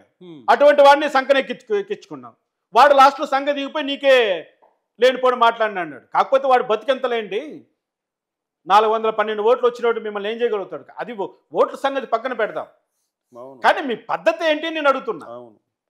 అరే ఒకడు మన అంటే వాడు పక్కన మనం కూర్చున్నాడంటే వాడు మన అమ్మని, దాన్ని ఏమనాలి? అంతే కదా, కరెక్ట్. ఈరోజు అమిత్ షా అన్నాడు పార్లమెంట్లో, అంబేద్కర్ అంబేద్కర్ అంబేద్కర్ అంబేద్కర్ అని. మీ నాన్న గంట ఏం పోయింది అంబేద్కర్ అంటే? నేను అంటాను, అమిత్ షాని అదే ప్రశ్న అడుగుతున్నాం మేము. మీ అబ్బ గంట ఏం పోయింది? మా దేవుణ్ణి మేము కొలుచుకుంటే మీ అబ్బ గంట ఏం పోయింది? ఇంకోటి ఏమో పులిస్తే స్వర్గాన్ని పోతాడంట. చెట్టుకో పుట్టకో గుట్లోనో ఏడో దేవుడు పుడతాడండి. మరి అంబేద్కర్ పుడతాడా ఈ దేశంలో? పుట్టించగలరా మీరు? స్థిరస్థాయిగా నిలబడే దేవుడు అంబేద్కర్ అయితే రోజుకో బాబా పుడుతున్నాడు దేవుడి రూపంలో. వాళ్ళని మేము కొలవాలా? కొలుసుకోండి నువ్వు పోయి. కాదన్నామా? ఆ స్వేచ్ఛ నీకు ఇచ్చాడు కదా అంబేద్కర్ రాజ్యాంగంలో. ఎవరు మతం వాళ్ళు పాటించవచ్చు, అందరికీ స్వేచ్ఛ ఇచ్చాడు ఆ మహానుభావుడు. మీలాగా తొక్కి పెట్టలేదు తరతరాల నుంచి. అటువంటి వాడిని కూడా ఈరోజు అసెంబ్లీలో పార్లమెంట్లో ఆ విధంగా మాట్లాడుతుంటే చంద్రబాబు నాయుడు గారు ఏమన్నారండి నిన్న? కాదంటాడా అవునంటాడా? చెప్పలే. జగన్మోహన్ రెడ్డి ఏమని అంటున్నాడా? సమర్థిస్తున్నాడా వ్యతిరేకిస్తున్నాడా? చెప్పట్లే. మేమంతా వీళ్ళు వెంటబడి జెండాలు మోసి వీళ్ళు ముఖ్యమంత్రులు చేయాలి. సిగ్గున్న దళితుడు కూడా ఈ ముండా కొడుకులు ఓటేయడం ఇంకా రాబోయే రోజుల్లో. ఇది వాస్తవం. సిగ్గులేని ఎదవలే ఎవడైనా వీళ్ళు వెంట నడుస్తారు. అంబేద్కర్ని అంత మాట అన్నవాడిని వాళ్ళతో కలిసి తిరుగుతున్నారంటే అసలు దళితులు ఎదవలు. అదే మేము చెప్తున్నది. ఇంకోటి రామకృష్ణ గారు, గత 5 సంవత్సరాల అవధిలో 23, 24 ఆ ప్రాంతంలో మీ 2019, 20, 22 ఆ ప్రాంతంలో మీ సెల్ ఫోన్లు లాక్కున్నారు పోలీసులు. అవును, 2 సెల్ ఫోన్స్. అవును, లాక్కునేసిన తర్వాత అవి పోలీస్ స్టేషన్లో పెట్టారు, మళ్ళీ పోయాయన్నారు. ఏదో పోలీస్ స్టేషన్లో దొంగతనం జరిగిందన్నారు. అప్పుడు సజ్జల రామకృష్ణారెడ్డి గారి గురించి ఏదో మీరు మాట్లాడారు అప్పట్లో. అవును, జరిగింది అక్కడ? ఫోన్లు తీసుకురా ఇచ్చారా? దొరికాయా? ఇక్కడ ఏంటంటే లలిత్ కుమార్ గారు, నా చరిత్ర 2019 నుంచి మొదలు కాలేదు. 2012లో మొదలైంది. ఓకే. 2012లో ఎలా మొదలైంది, దానికి మూల కారణం ఏంటి అని ఒకసారి చూసినప్పుడు ఖచ్చితంగా అప్పటి కాంగ్రెస్ ప్రభుత్వాన్ని, వైఎస్ఆర్సీపీ నాయకుడిని, వాళ్ళ నాయన్ని రాజశేఖర రెడ్డిని, వీళ్ళందరినీ కూడా ఒక ఆట ఆడుకున్నవాడినే నేను. పరిటాల రవి హత్య కేసులో హత్యకు గురైనటువంటి మొద్దుసీను సంబంధించినటువంటి విజువల్స్ కానీ, మొద్దుసీను ఎలా చంపబడ్డాడన్న నేను ఇచ్చిన రిపోర్టు కానీ అవి వెలుగులోకి రాలేదు. న్యాయస్థానాల్లో ఉన్న దొంగల వల్ల, హైకోర్టులో పనిచేస్తున్న దొంగల వల్ల, హైకోర్టు న్యాయమూర్తులుగా ఉన్నటువంటి కేడీ నా కొడుకుల వల్ల ఆ రిపోర్ట్లు బయట ప్రపంచానికి బయట రాలేదు. నేను మొదటి నుంచి సామాజిక న్యాయం, సత్వర న్యాయం, సమాన న్యాయం అనే సిద్ధాంతాలతో బతికేవాడిని. అందరినీ సమానంగా చూడాలనేటువంటి తత్వం ఉన్నవాడిని. మరి ఈ పెద్దవాళ్ళకి ఎందుకండి ఈ వెసులుబాట్లన్నీ? అల్లు అర్జున్ అరెస్ట్ గాడు, పోసాని కృష్ణమూర్తి అరెస్ట్ గాడు, సజ్జల భార్గవరెడ్డి అరెస్ట్ గాడు, వాళ్ళకందరికి ముందస్తు బెయిల్ వచ్చేస్తాయి. అంటే వాళ్ళ మీద ఎటువంటి చర్యలు తీసుకోకూడదు. నాకు ఏమనిపిస్తుందంటే, వీళ్ళు అరెస్ట్ చేయకుండా ముందస్తు బెయిల్ తెచ్చుకునే వెసులుబాటు కల్పించిన తర్వాత వాళ్ళకు బెయిల్ వచ్చింది, మేము ఏదో చేద్దాం అనుకున్నాము, ముందస్తు బెయిల్ తెచ్చుకున్నారు అని చెప్పడానిక వీళ్ళకి ఆ టైం ఎందుకు ఇస్తున్నారు అరెస్ట్ చేయకుండా? అంతా దొంగలే. ఇప్పుడు అందరూ ఏమంటారు, 1,000 నా వైపు చూపిస్తే మిగిలిన 4,000 నీ వైపు చూపిస్తే అందరూ వీళ్ళే. ఇప్పుడున్న ముఖ్యమంత్రి దొంగే, అప్పుడున్న ముఖ్యమంత్రి దొంగే, ఈ రాష్ట్రంలో ఉన్న ముఖ్యమంత్రి దొంగే, ఆ రాష్ట్రంలో ఉన్న ముఖ్యమంత్రి దొంగే, నేరం చేసేవాడు దొంగే. ఇంతమంది దొంగలు ఈ గేమ్ ఆడుతుంటారు కదా ఒకటే. కానీ వాళ్ళేమి ప్రజల కోసము వాళ్ళేమి సట్లు చింపేసుకోలేరు. పాత్ర మారుతాదంతే. ఒకడు చిన్న కప్పులో తాగుతాడు, ఇంకోడు లోటాలో తాగుతాడు. వాడు కడుపును బట్టి ఒక ఇడ్లీతో కడుపు నింపుకునేవాడు ఒకడు ఉంటాడు, ఇడ్లీ పాత్ర మొత్తం ఖాళీ చేసేవాడు ఒకడు ఉంటాడు. కాకపోతే కామన్ ఏంటి? తినేయడమే. కాబట్టి ఇక్కడ ఒకరిని ఒకరు వాళ్ళు సమర్థించుకుంటున్నారు, ఒకరినొకరు కాపాడుకుంటున్నారు, ఒకరినొకరిని ప్రోత్సహించుకుంటున్నారంటే అది ఎంత ఒక బెల్ట్. నేను అందుకే సమాజము 2 రకాలుగా విభజించబడింది. ఒకటి సంపన్న వర్గం, రెండోది పేదవర్గం. ఈ సంపన్న వర్గానికి పేదవర్గానికి జరిగే ఘర్షణే సామ్యవాదం. అదే సిద్ధాంతాన్ని ఈరోజు భారతదేశ ప్రభుత్వము అమలు చేస్తుందా, తొక్కిపెట్టిందా? ఇప్పుడు నిన్న లేక మొన్న ప్రపంచంలో ఒక సంస్థ నిర్వహించినటువంటి సర్వేలో 100కి 88 మంది ధనవంతులు కేవలం అగ్రవర్ణాల్లోనే ఉన్నారంట. 12% మంది మిగిలిన ఎస్సీ, ఎస్టీ, బీసీ మైనారిటీలో ఉంటుంది అంటున్నారు. అంటే వాళ్ళున్న జనాభా అంతా కలిపి 16% లేదు. మరి 16% ఉన్న వాళ్ళు 88% ధనస్వామ్యాన్ని కలిగి ఉంటే ఇంకా ఎవరి మాట ఎలా నెగ్గుతుంది? కోర్టు ఇంతకుముందు కోర్టు చేతిలో ఒక త్రాసు ఉండేది. అవును. దాని అర్థం ఏంటి అంటే మేము సమన్యాయం చేస్తాం.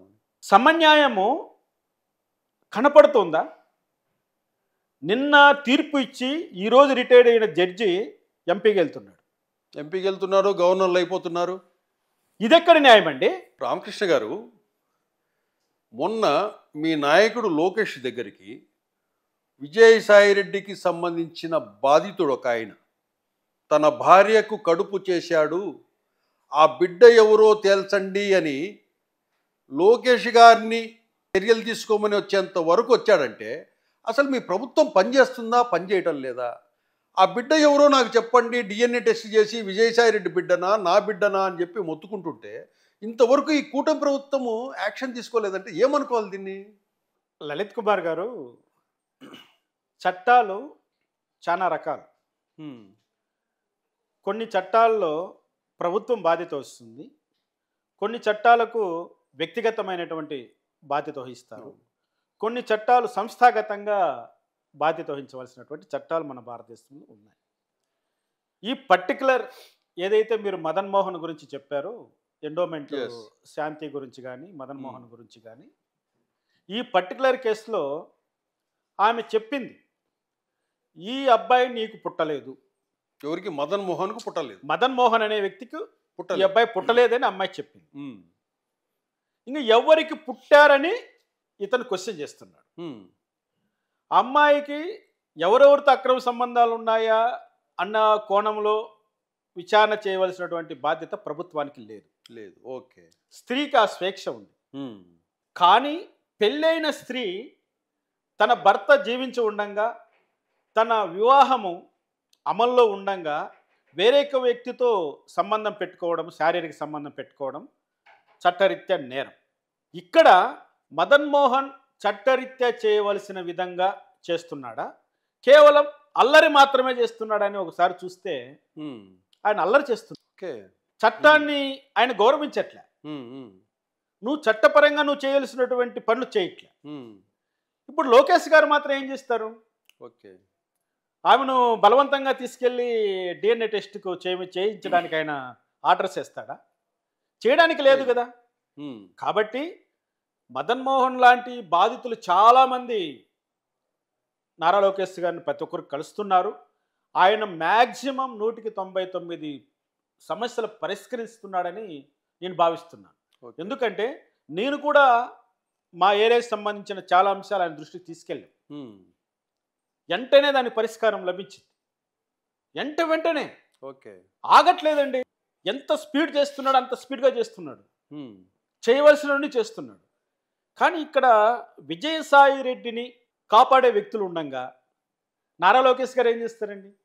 ఎవరు కాపాడుతున్నారు అనుకుంటున్నాం? మీరు అనుకుంటున్నారు విజయసాయి రెడ్డిని కాపాడుతున్నది ఎవరు?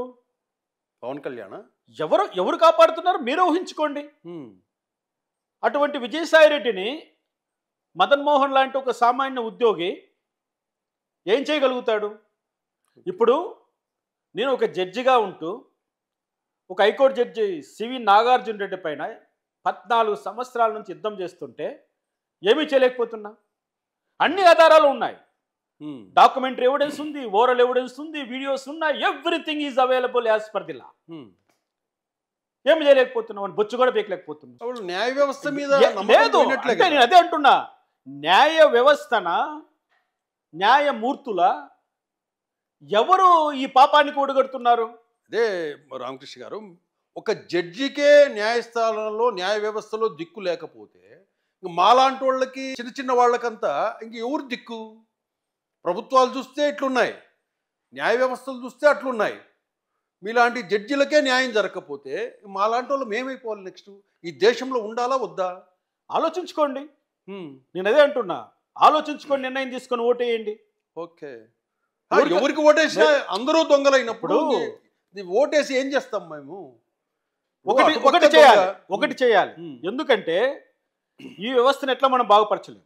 ఒక్కొక్కసారి ఒక్కొక్కటి కోటేద్దాం. వాడు తనుకు చావునే. ఇప్పుడు జగన్మోహన్ రెడ్డి జైల్లో పెట్టించారు. ఓకే, వాడు బయట వచ్చి సీఎం అయ్యాడు. వాడు నిన్ను జైల్లో పెట్టించాడు. నువ్వు సీఎం అయ్యావు. అవును, అర్థమైందా? తర్వాత ఈడు సీఎం అవుతాడు, నిన్ను మళ్ళీ జైల్లో పెట్టిస్తాడు. మాకు అది చాలు. ఎందుకంటే మీ చరిత్ర చెదలు పట్టిపోతుంది. ఇంకా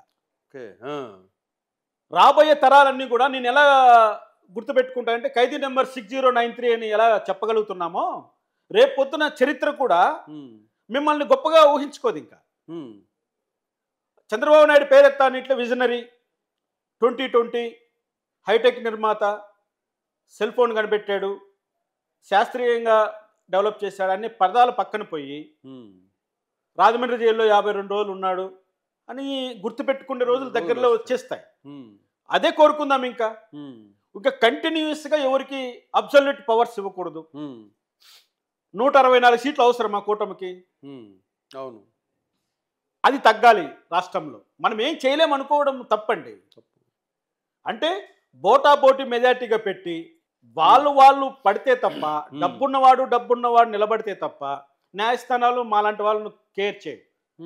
ఐ డోంట్ కేర్ బ్రో అంటారు. నువ్వేమన్నా చెప్పు, వాళ్ళ చెవులకు ఎక్కవండి. లేకపోతే అల్లు అర్జున్ గంటలో అరెస్ట్ అయ్యి అరగంట రిలీజ్ అయిపోవడం ఏంటండి? సిగ్గుచేటు కాకపోతే. నేను అదే ప్రశ్న చేద్దాం అనుకుంటున్నా. ఇది నేను అంటున్నాను. అసలు మేము జడ్జిగా మేము న్యాయస్థానానికి పనిచేసాము, న్యాయమూర్తులుగా పనిచేసాము, న్యాయశాస్త్రం అంతా చదువుకున్నాం. కానీ ఎక్కడా లేవండి ఈ రూల్స్. ఎక్కడా లేవు, ఏ న్యాయశాస్త్రంలో లేవు. నేను ప్రజలు చెప్తున్నా. ఇప్పుడు నాంపల్లి కోర్టు ఏమో రిమాండ్ ఇచ్చింది, హైకోర్టు ఏమో బెయిల్ ఇచ్చింది. అసలు అతను వేసింది క్వాష్ పిటిషన్ కదా. ఎందుకు సిగ్గుచేటు దాని గురించి చర్చించడం? కోర్టుకు తీర్పుకు ఇంత తేడా ఉంటే ఎట్లా అంటే ఆ రోజే ఎన్టీఆర్ భారీగా ప్రశ్నించాడు. ఆ తేడాలు ఎందుకు వస్తాయనేది చూసుకోవాలంతే. ఇక్కడ 10 రూపాయల వస్తువు ఇంకో చోట 100 రూపాయలు అమ్ముడుపోతుంది. 10 రూపాయలు పెట్టుకున్నాడు ఆ వస్తువును కొనుక్కోవచ్చు, 100 రూపాయలు ఖర్చు పెట్టాడు ఆ వస్తువును కొనుక్కోవచ్చు. అంతే కమోడిటీ.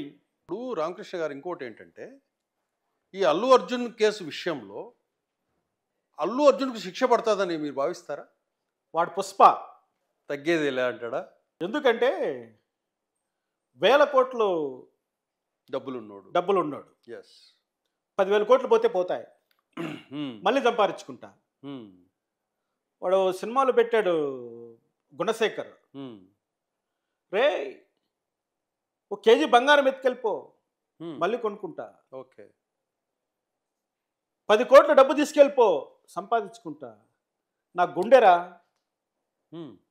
అంటూ మహేష్ బాబుని అంటాడు. ప్రకాష్. అవునవును. ఇది అంతే.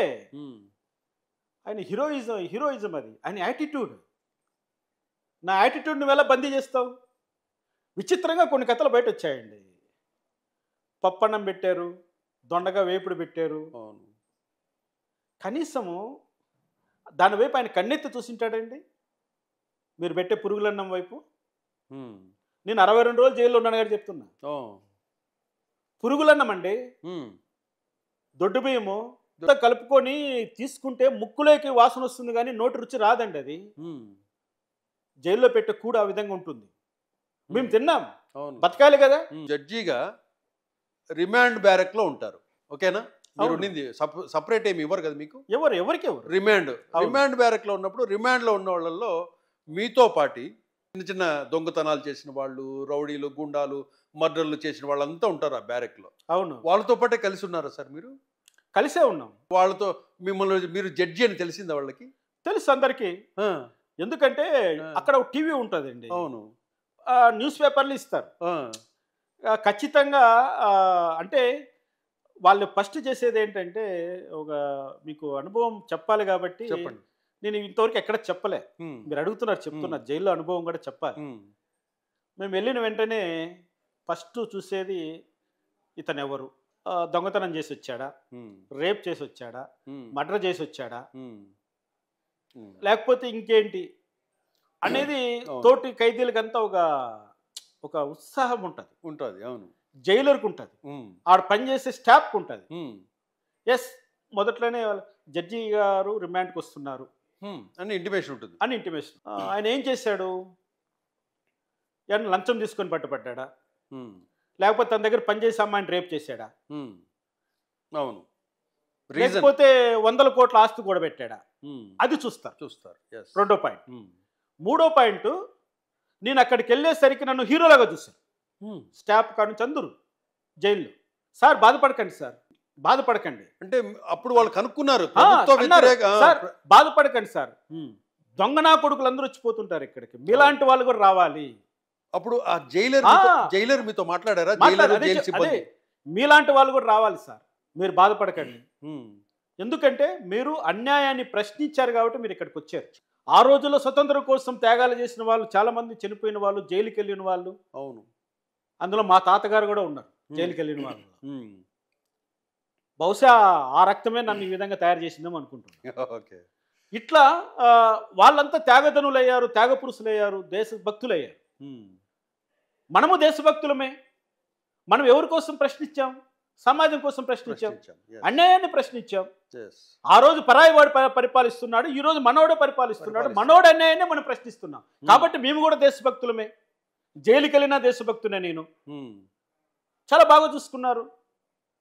చివరికి పెద్దిరెడ్డి గారు ఇన్వాల్వ్ అయ్యి ఎట్లా ఒకటి చంపేయాలి జైల్లోనన్న కుట్ర పన్నాడు కాబట్టి ఆ జైలుకు కూడా అంత మచ్చ వచ్చింది. కానీ లేకపోతే జైలర్లు కానీ చిత్తూరు జిల్లా జైల్లో, అక్కడ చిత్తూరు జిల్లా జైల్లో ఉన్నటువంటి జైలర్లు కానీ ఆ సూపరింటెండెంట్ వెంకట ఎవ్వరూ కూడా నాతో మిస్బిహేవ్ చేసింది లేదండి. నన్ను అవమానకరంగా మాట్లాడింది లేదండి. సార్ అనే మాట్లాడారండి. మనం అనుకుంటాం జైలర్స్ చాలా దుర్మార్గులు, అవును. వాళ్ళు చాలా కఠినంగా వ్యవహరిస్తారండి.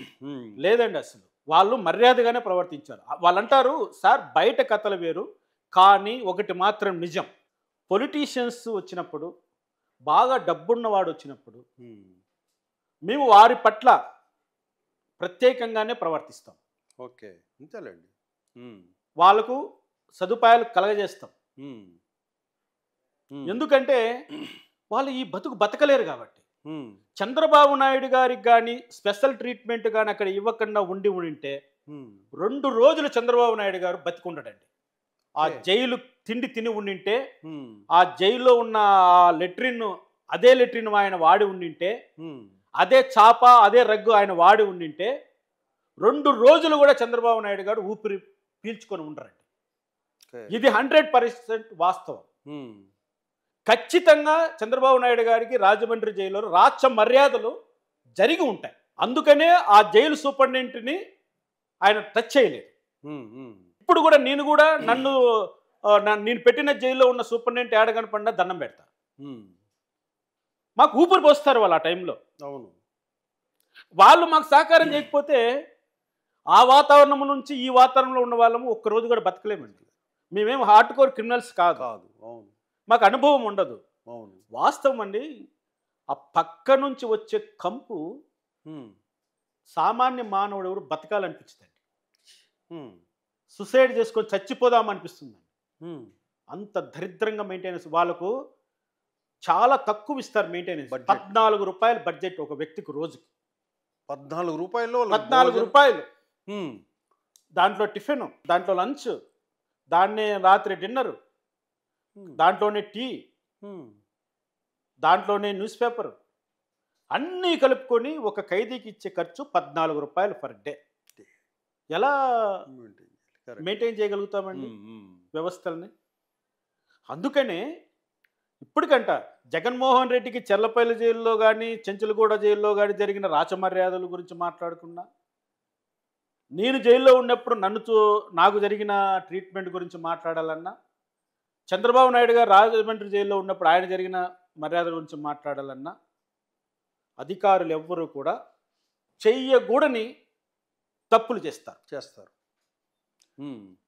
జైలు రూల్స్కి వ్యతిరేకంగానే ప్రవర్తిస్తారు మాలాంటి వాళ్ళ పట్ల. అటువంటి వాళ్ళు మాకు దేవుళ్ళతో సమానమే. లేకపోతే మేము బ్రతికి బట్టగట్టేయాలన్నా, మేము బయటికి మళ్ళీ ఆరోగ్యంతో బయట వచ్చి తిరగాలన్నా, వాళ్ళు ఆ మాత్రం మాకు సదుపాయాలు చేయకపోతే మేము ఉండలేమండి. ఇది 100కు 100% వాస్తవం. ఎక్కడైనా నేను ఈ మాట చెప్తా. నాకు అనుభవం ఉంది కాబట్టి చెప్తున్నా. అది చట్ట వ్యతిరేకమే. 100కు 100% చట్ట వ్యతిరేకమే. కానీ తప్పదు. ఉండలేము ఇంకా. చంద్రబాబు నాయుడు గారు కూడా బతికి బయట వచ్చిండేవాడు కాదు, జగన్మోహన్ రెడ్డి బయట వచ్చిండేవాడు కాదు. ఆ విధంగా చూస్తే తోటి ఖైదీలు ఎలా ఉండేవాళ్ళు సార్ మీతో? తోటి ఖైదీలని మనతో కలవనివ్వరండి. First point. ఓకే. ఎవరిని కూడా మన దారిదాపుల్లోకి రానివ్వరు. ఎందుకంటే అక్కడ మన ప్రాణానికి హాని కలిగించే వాళ్ళు ఉండొచ్చు. ఓకే. ఒకటి, మనము కూడా వాళ్ళతో మాట్లాడడానికి ప్రయత్నం చేయడం కూడా కరెక్ట్ కాదు. అక్కడ ఉన్న వాళ్ళు అందరూ ఆల్మోస్ట్ వాళ్ళు గంజాయికి అలవాటు పడి ఉంటారు, మత్తు పదార్థాలకు అలవాటు పడి ఉంటారు. ఒక రకమైనటువంటి మరో ప్రపంచంలో వాళ్ళు ఉంటారు. మనం వాళ్ళతో మాట్లాడడం కూడా అక్కడ పెద్ద ప్రమాదం. అందుకని ఏం చేస్తారంటే, మనం ఒక్కరే ఉండకూడదు కాబట్టి రూల్స్ ప్రకారము మనతో పాటు ఇంకొక మంచి వ్యక్తిని క్లబ్ చేసి పెడతారు. నీకు హార్డ్ కోర్ క్రిమినల్స్తో పాటు మనలాంటి వాళ్ళను కలపరు. ఒకవేళ మనతో ఏదైనా చేసేయాలనుకుంటే వాళ్ళలో కలుపుతారు. వాళ్ళు మనతో పెట్టే హింస మామూలుగా ఉండదండి. వాడు ముందు ఉన్న సీనియర్ ఖైదీ జూనియర్ ఖైదీతో చేయించుకునే సఫర్యలు, ర్యాగింగ్ అంటారు. ఇంట్లో పిల్లలు కూడా చేయరు. ఈ మాట వాడేస్తున్నా చూడండి. ఓకే. అంత క్లిష్టమైన పరిస్థితులు అక్కడ ఉంటాయి. దానికి భయపడే జైలర్ కాళ్ళు పట్టుకోనో గడ్డం పట్టుకోనో, నాయనా డబ్బులు ఇస్తామనో అక్కడ అలవాటు చేస్తారు. కొంచెము అవి లేకుండా చూడండి అని వాళ్ళని బ్రతిమాలు కూడా చేయించుకోవాలి. కానీ వాళ్ళని బెదిరించి మనం చేయించుకోలేదు. ఇప్పుడు సూపరింటెండెంట్ ఉన్నాడు, లేదు ఆడ కూర్చొని కింద కూర్చొని తినంటే కింద కూర్చొని తినాలి. వాడు ఏది పెడితే అదే తినాలి. ఇంకా ఏం లేదంటే ఆయన రూల్ పాటిస్తే ఇంక అయిపోయి మన కథ. ఇంకోటి రామకృష్ణ గారు, జైల్లో నన్ను చంపాలని చూశారు అన్నారు. అంటే ఏ పరిస్థితుల్లో ఎక్కడ ఎలా ప్లాన్ చేశారు, ప్రయత్నించారు? ఇక్కడ నేను జైల్లోకి వెళ్ళిన తర్వాత 40 రోజుల పాటు పెద్ద స్పందన లేదండి నాకు తెలిసి. ఏబిఎన్ వాళ్ళు కూడా వదిలేశారు. మా అమ్మాయి, మా అబ్బాయి, నా భార్య అందరికీ ఫోన్లు చేసి చాలామందిని రిక్వెస్ట్ చేసినా కూడా ఎవరు పట్టించుకోలేదు. తెలుగుదేశం పార్టీ పొలిట్ బ్యూరో సభ్యుడు ఆయన వర్ల రామయ్య గారికి ఫోన్ చేస్తే ఆయన కూడా ఏదో ఇదిగా మాట్లాడారని నా కూతురు చెప్పిన తర్వాత పార్టీ వాళ్ళు కూడా కొంచెము వదిలేశారు. ఒక్క ఫైన్ డే ఏం జరిగిందంటే మా అబ్బాయి చూడ్డానికి వచ్చాడు. చూడ్డానికి వచ్చినప్పుడు నాకు ఒక వ్యక్తిని నా బ్యారెక్లోకి పెట్టారు ఆ రోజు. 40 రోజుల తర్వాత ఒక కొత్త వ్యక్తి నాతో చేర్చారు. ఓకే, నాకు కొంచెం అనుభవం ఉంది కదా. నేనేం చేశానంటే ఆ వ్యక్తిని ఎందుకు ఇక్కడ నా బ్యారెక్లోకి పెడుతున్నారు, పైగా అతను ఒక పోస్కో యాక్ట్లో అరెస్ట్ అయ్యాడు. ఒక చిన్నపిల్లలు తిరుపతిలో రేప్ చేసిన ఒక ముస్లిం, ఇంత గడ్డం, భారీ ఆకారం, సైకో, వాడిని పెట్టారు. ఓకే, నాకు బాగా అనుమానం వచ్చింది. నేను ఆ రోజు సూపరింటెండెంట్ గారు చెప్పాను, ఏంటండి ఆ అబ్బాయిని ఇక్కడ తెచ్చి పెడుతున్నారు అంటే, లేదు సార్ మళ్ళీ మారుస్తాము, 1 రోజు 2 రోజులు కొంచెం అని. 1 రోజు 2 రోజులు కాదు, మీరు కానీ లోపల పెడితేవాడిని, నేను ఇక్కడ ఉన్నాను, నేను బయట వచ్చేస్తా అని గట్టిగా చెప్పాను. చెప్పినా కూడా వాళ్ళు వినలే. సరే మా అబ్బాయి చూడని వచ్చాడని చెప్పేసరికి మా అబ్బాయి వస్తే, నాన్న ఇట్లుంది పరిస్థితి, నాకేదో అనుమానంగా ఉంది. ఎందుకంటే అంతకు ముందు రోజు ఒక బుల్లెట్ సురేష్ అని పెద్దిరెడ్డి రెడ్ హ్యాండ్ స్మగ్లర్ ఆయన, చిత్తూరు. ఓకే, అతను వచ్చి ఈ జైలర్తోనూ సూపరింటెండెంట్తోనూ ఒక 2 గంటల సేపు చర్చలు జరిపి వెళ్ళాడు. అదే రోజు జరగడానికి అదే రోజు ఆయన ఎందుకు వచ్చాడు, ఈయనెందుకు ఇక్కడ ప్రవేశపెట్టారు, ఏదో తేడా కొడుతోంది అన్నట్లుగా నాకు అనుమానం వచ్చి మా అబ్బాయికి చెప్పాను. మా అబ్బాయి ఏం చేశాడంటే ఇమ్మీడియట్గా ప్రెస్ నోట్ రిలీజ్ చేశాడు. మా తండ్రి గారికి ప్రాణహాని ఉంది, ఒక అపరిచిత వ్యక్తిని, ఒక క్రిమినల్ని తీసుకొచ్చి బ్యారెక్లో పెట్టారు కొత్తగా అని ఆ న్యూస్ బయట వచ్చింది. దాన్ని వెంటనే మన ఏబిఎన్ వెంకటకృష్ణ గారు మాజీ ఎంపీ హర్షకుమార్తో డిబేట్లు పెట్టాడు. ఓకే, అప్పుడు అది చూసిన Chandrababu Naidu polit bureau call for చేశాడు. పొలిట్ బ్యూరో సమావేశం పెట్టి జడ్జి రామకృష్ణకు ప్రాణహాని ఉంది, వైసీపీ ప్రభుత్వం జడ్జి రామకృష్ణను తుదముచ్చడానికి ప్రయత్నం చేస్తుందని అప్పుడు వాళ్ళు ఆ పాయింట్ని క్యాచ్ చేసుకున్నారు, వాడుకున్నారు. అవకాశం ఉంది కదా, అప్పటికే జడ్జి రామకృష్ణ అంటే కొంచెం రాష్ట్రంలో ఒక పేరు ఉంది, ఒక పోరాట యోధుడిగా ఉంది కాబట్టి తెలుగుదేశం వాళ్ళకి అది అవసరం వచ్చింది. ఆ సిచ్యువేషన్ వాళ్ళు వాడుకున్నారు. అది వాళ్ళు వాడుకోబట్టి నాకు మేలైంది. తర్వాత మీడియాలోనూ భారీ ఎత్తున దళిత సంఘాలన్నీ ఉద్యమం మొదలెట్టాయి. అక్కడ ఏమైందంటే టక్కాని రాత్రి 7 గంటల ప్రాంతంలో చీఫ్ జస్టిస్ గారు ఇన్వాల్వ్ అయ్యారు. ఎందుకు, నేను జడ్జిని కాబట్టి ఈ విధంగా ప్రాణహాని ఉందంటే అంటే ఆయన సుమోటోతో హైకోర్టు వాళ్ళు కేసు కట్టారు, విచారణ చేపట్టారు వెంటనే. అప్పుడు ఇది ఇంకా చీఫ్ జస్టిస్ గారు ఇన్వాల్వ్ అయ్యారనేసి జైలు ఏం చేశాడు, టక్ అని వచ్చి వాడిని నా బ్యారెక్లో నుంచి తీసుకెళ్ళిపోయాడు రాత్రి 8 గంటల ప్రాంతంలో. వాడితో పాటు తెచ్చిన వాడి దుప్పటి, వాడి దిండి ఉంటాయి కదా, అవన్నీ అట్లా ఉన్నాయి. వాడి మనిషిని మాత్రం తీసుకెళ్ళిపోయారు. తెల్లవారేసరికి ఏమైంది, ఇంకా ఇది క్లీన్ చేయడానికి వస్తాం కదా, అది క్లీన్ చేసేటప్పుడు వీడు దుప్పటి ఎత్తితే కత్తి బయటపడింది. అసలు మామూలుగా కత్తులు బ్లేడ్లు రావు కదా బయట, ఇంత కత్తి బయటపడింది. వామ్మో ఇంక ఇదేం చెప్పాను. ఇమ్మీడియట్గా అప్పుడు జైలర్ క్వశ్చన్ చేశారు మీరు? క్వశ్చన్ చేశాను. ఇమ్మీడియట్గా నేను స్ట్రాంగ్గా ప్రొటెస్ట్ చేశాను. కత్తి ఎలా వచ్చింది అంటే డెఫినెట్గా 100% మీరు ప్లాన్ చేశారు అని చెప్పి నేను వెంటనే మా అబ్బాయికి ఫోన్ చేసాను. కత్తి బయటపడిందని న్యూస్ను హైకోర్టుకి చేరవేశాను. హైకోర్టు పత్రికలో బాగా భారీ ఎత్తున అది వైరల్. ఇప్పుడు జైల్లోకి వచ్చేటప్పుడు కంప్లీట్ చెక్ చేస్తారు కదా. అవును, మీకు రింగులు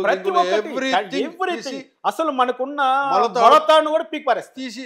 అటువంటిది కత్తి అతను తీసుకువచ్చి అతని దగ్గర బెడ్ దగ్గర ఉందంటే బెట్లు ఉంది లోపల, అదే పనిగా తీసుకొచ్చాడు లోపలికి. ఓకే, అతను అది ఎంత షార్ప్ అంటే అది అట్లా కోస్తే తెగిపోతుంది, ఏ పార్ట్ అయినా తెగిపోతుంది, అంత షార్ప్గా. ఆపరేషన్ బ్లేడ్స్, ఆపరేషన్ పెద్ద కత్తి అసలు. నేను ఈ విషయం ఇంకా మా భార్య ఎత్తున ఇదైపోయింది. అప్పుడేమైంది, హైకోర్టు సూపరింటెండెంట్ని పిలిపించింది, కౌంటర్ చేశారు. ఆ కేసు ఇంకా అట్లే ఉన్నట్లుంది.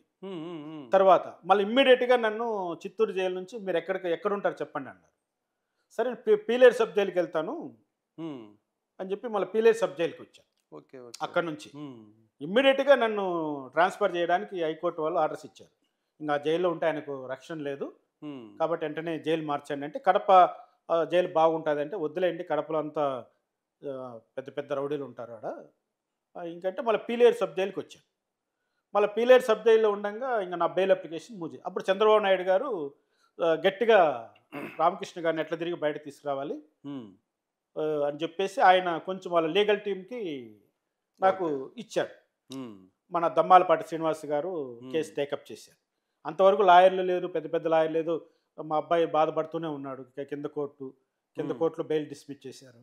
ఇంకా హైకోర్టులో పడితే హైకోర్టులో ఈ 5 సంవత్సరాల్లో మీకు ఆర్థికంగా చాలా ఖర్చు ఉంటుంది కదా సార్? ఆర్థికంగా అంటే మామూలుగా కాదు. ఇప్పుడు ఇప్పటికీ కూడా మీకు పార్టీ తరపు నుంచి ఏదైనా ఫైనాన్షియల్గా హెల్ప్ ఏదైనా టీడీపీ వాళ్ళు చేశారా? మీరు అడిగారు కాబట్టి వాస్తవం చెప్తున్నా, నారా లోకేష్ గారే మాత్రం పర్సనల్గా ఓకే ఆయన అడిగి 4 సార్లు అడిగి వెరీ గుడ్ నన్ను ఆదుకున్నాడు.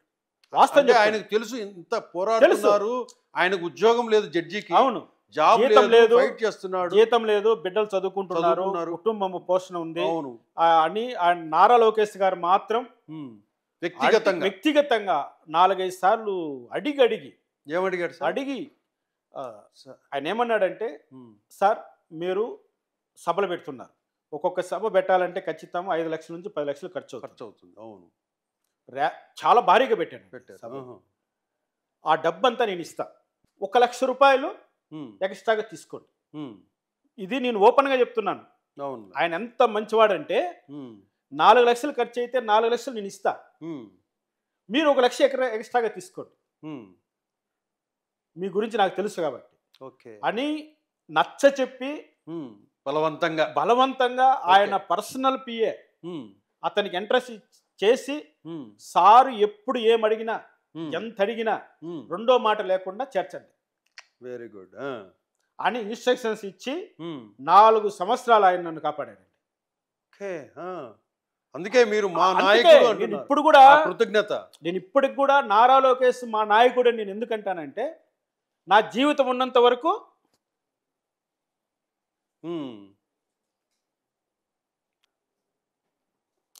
ఎందుకంటే పిల్లలు అంటే భార్య పిల్లలు ఒక స్థాయిలో బతికాం, ఒక జడ్జిగా, ఒక ప్రోటోకాల్. పిల్లలు చిన్నప్పుడు జరిగేవి, పిల్లలు పెద్ద అయిన తర్వాత నాకు ట్రబుల్స్ వచ్చాయి. కనీసము వాళ్ళ నిత్యావసరాలన్నా చూసుకోవాలి. మాట్లాడే వాళ్ళే లేరు. అటువంటి సందర్భంలో ఆయన ఆదుకుంటాడు. ఎలా మర్చిపోతామండి? కరెక్ట్, ఎలా మర్చిపోతాం? అందుకే నేనైతే ఆయన చిన్నవాడైనా నాకంటే వయసులో నేను ఆయన కాళ్ళు పట్టుకుంటాను. అది ఆత్మగౌరవం పోగొట్టుకోవడం కాదు, ఆత్మాభిమానం చంపుకోవడం కాదు. అవును, నిజాయితీగా బతికేవాడు అనుభవించే బాధ అవును వాడికొక్కడికే తెలుస్తుంది. తప్పుడు ఏదోలు చేసే తప్పుడు పనులకు వాళ్ళు పడే బాధలకు అర్థం ఉండదండి. ఒక నిజాయితీ పరుడు సమాజంలో బతకడం ఎంత కష్టమో నా లైఫ్ ఎగ్జాంపుల్. ఎక్కడ కూడా తగ్గకుండా బయట ప్రపంచానికి మేము ఎలా ఉన్నామో తెలియకుండా. జడ్జి రామకృష్ణ అంటే ఇంతే, మొదటి నుంచి లాస్ట్ 12 సంవత్సరాలు ఒకే టెంపో, ఒకే క్యారెక్టర్. అందరూ చాలా మంది డబ్బుల కోసమో పదవుల కోసమో ప్లేట్ ఫిరాయించుకొని మళ్ళీ మైండ్ సెట్ మార్చుకొని వెళ్ళిపోతుంటారు. లేదండి, నేను ఎప్పుడు కూడా అటువంటి పని చేయలేదు. ప్రాణం ఎందుకు వచ్చినా చేయను కూడా.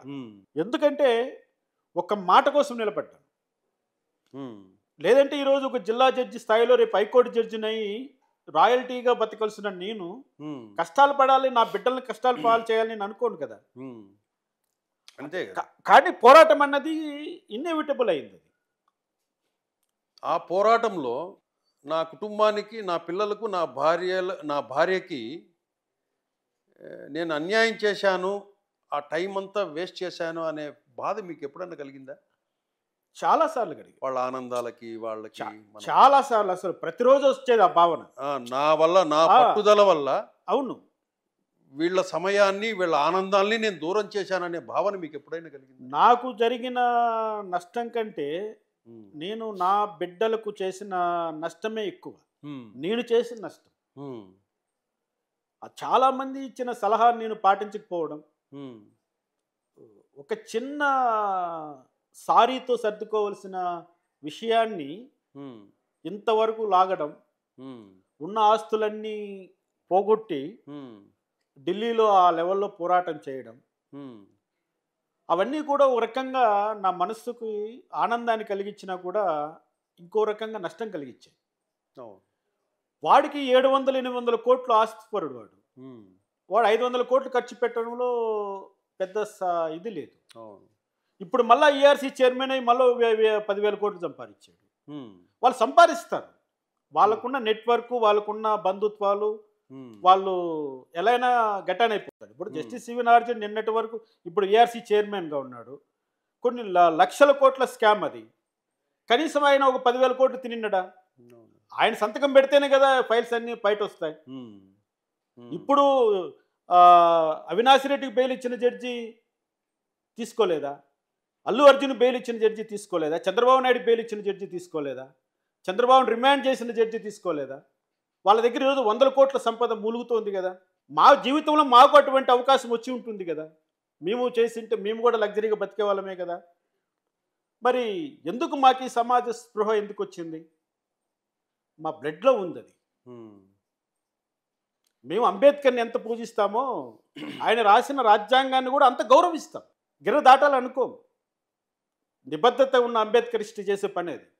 ఆ నిబద్ధత లేనటువంటి వాళ్ళు ఆయన పేరు పెట్టుకొని చేసేటువంటి అక్రమాలు చాలా జరుగుతున్నప్పటికీ కూడా ఎవరు ప్రయత్నాలు వాళ్ళు చేయొచ్చు, తప్పులేదు, వాళ్ళ కర్మ అది. కానీ నా వరకు నేను నిబద్ధతగా ఉండాలనుకున్నాను. దానికి నా కుటుంబం కూడా సహకరించిందండి. మా భార్య పిల్లలు కూడా ఏ రోజు కూడా నన్ను పల్లెత్తు మాట ఆమె ఎప్పుడు ఎందుకబ్బా ఏ రోజు కూడా నువ్వు చేస్తున్నది తప్పు ఆపేసేయని ఒక్క మాట మాట్లాడిన సందర్భాలు లేదు. ఏమి ఇబ్బందులు వచ్చినా ఎలా ఉన్నా ఆమె నా భార్య చదువుకోలేదు. చదువుకోలేదు కాబట్టి నేను సక్సెస్ అయ్యాను. నేను చదువుకున్న ఉద్యోగం చేసే ఆ అమ్మాయిని పెళ్లి చేసుకుంటే నా కుటుంబం ఏ రోజు విడిపోయేది, విడాకుల వరకు వెళ్ళిపోయేది, ఎవరు బతుకులు వాళ్ళు బతుకుండేవాళ్ళు. ఆమె చదువుకోలేదు కాబట్టి సర్దుకొని వెళ్ళిపోయి, లేకపోతే సమానత్వం అని వాళ్ళకు చెప్పేవాళ్ళు, ఏదో ఉద్యోగం కావాలంటే ఎడగొట్టేసిందరు కూడా. ఆమెకు ఉద్యోగం ఇచ్చిందరు. ఇప్పుడు మా అన్నదమ్ముల్ని ఎడగొట్టారు, వాళ్ళకు ఉద్యోగాలు ఇచ్చారు.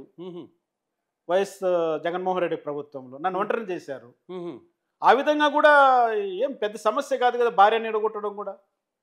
ఏదో ఆశ చూపించి ఏదో ఒక చదువుకొని ఉంటే, బయట ప్రపంచం తిరిగేట్టుగా ఉంటే, ఎప్పుడు ఇల్లు దాటి గడప దాటి బయట రాదామె.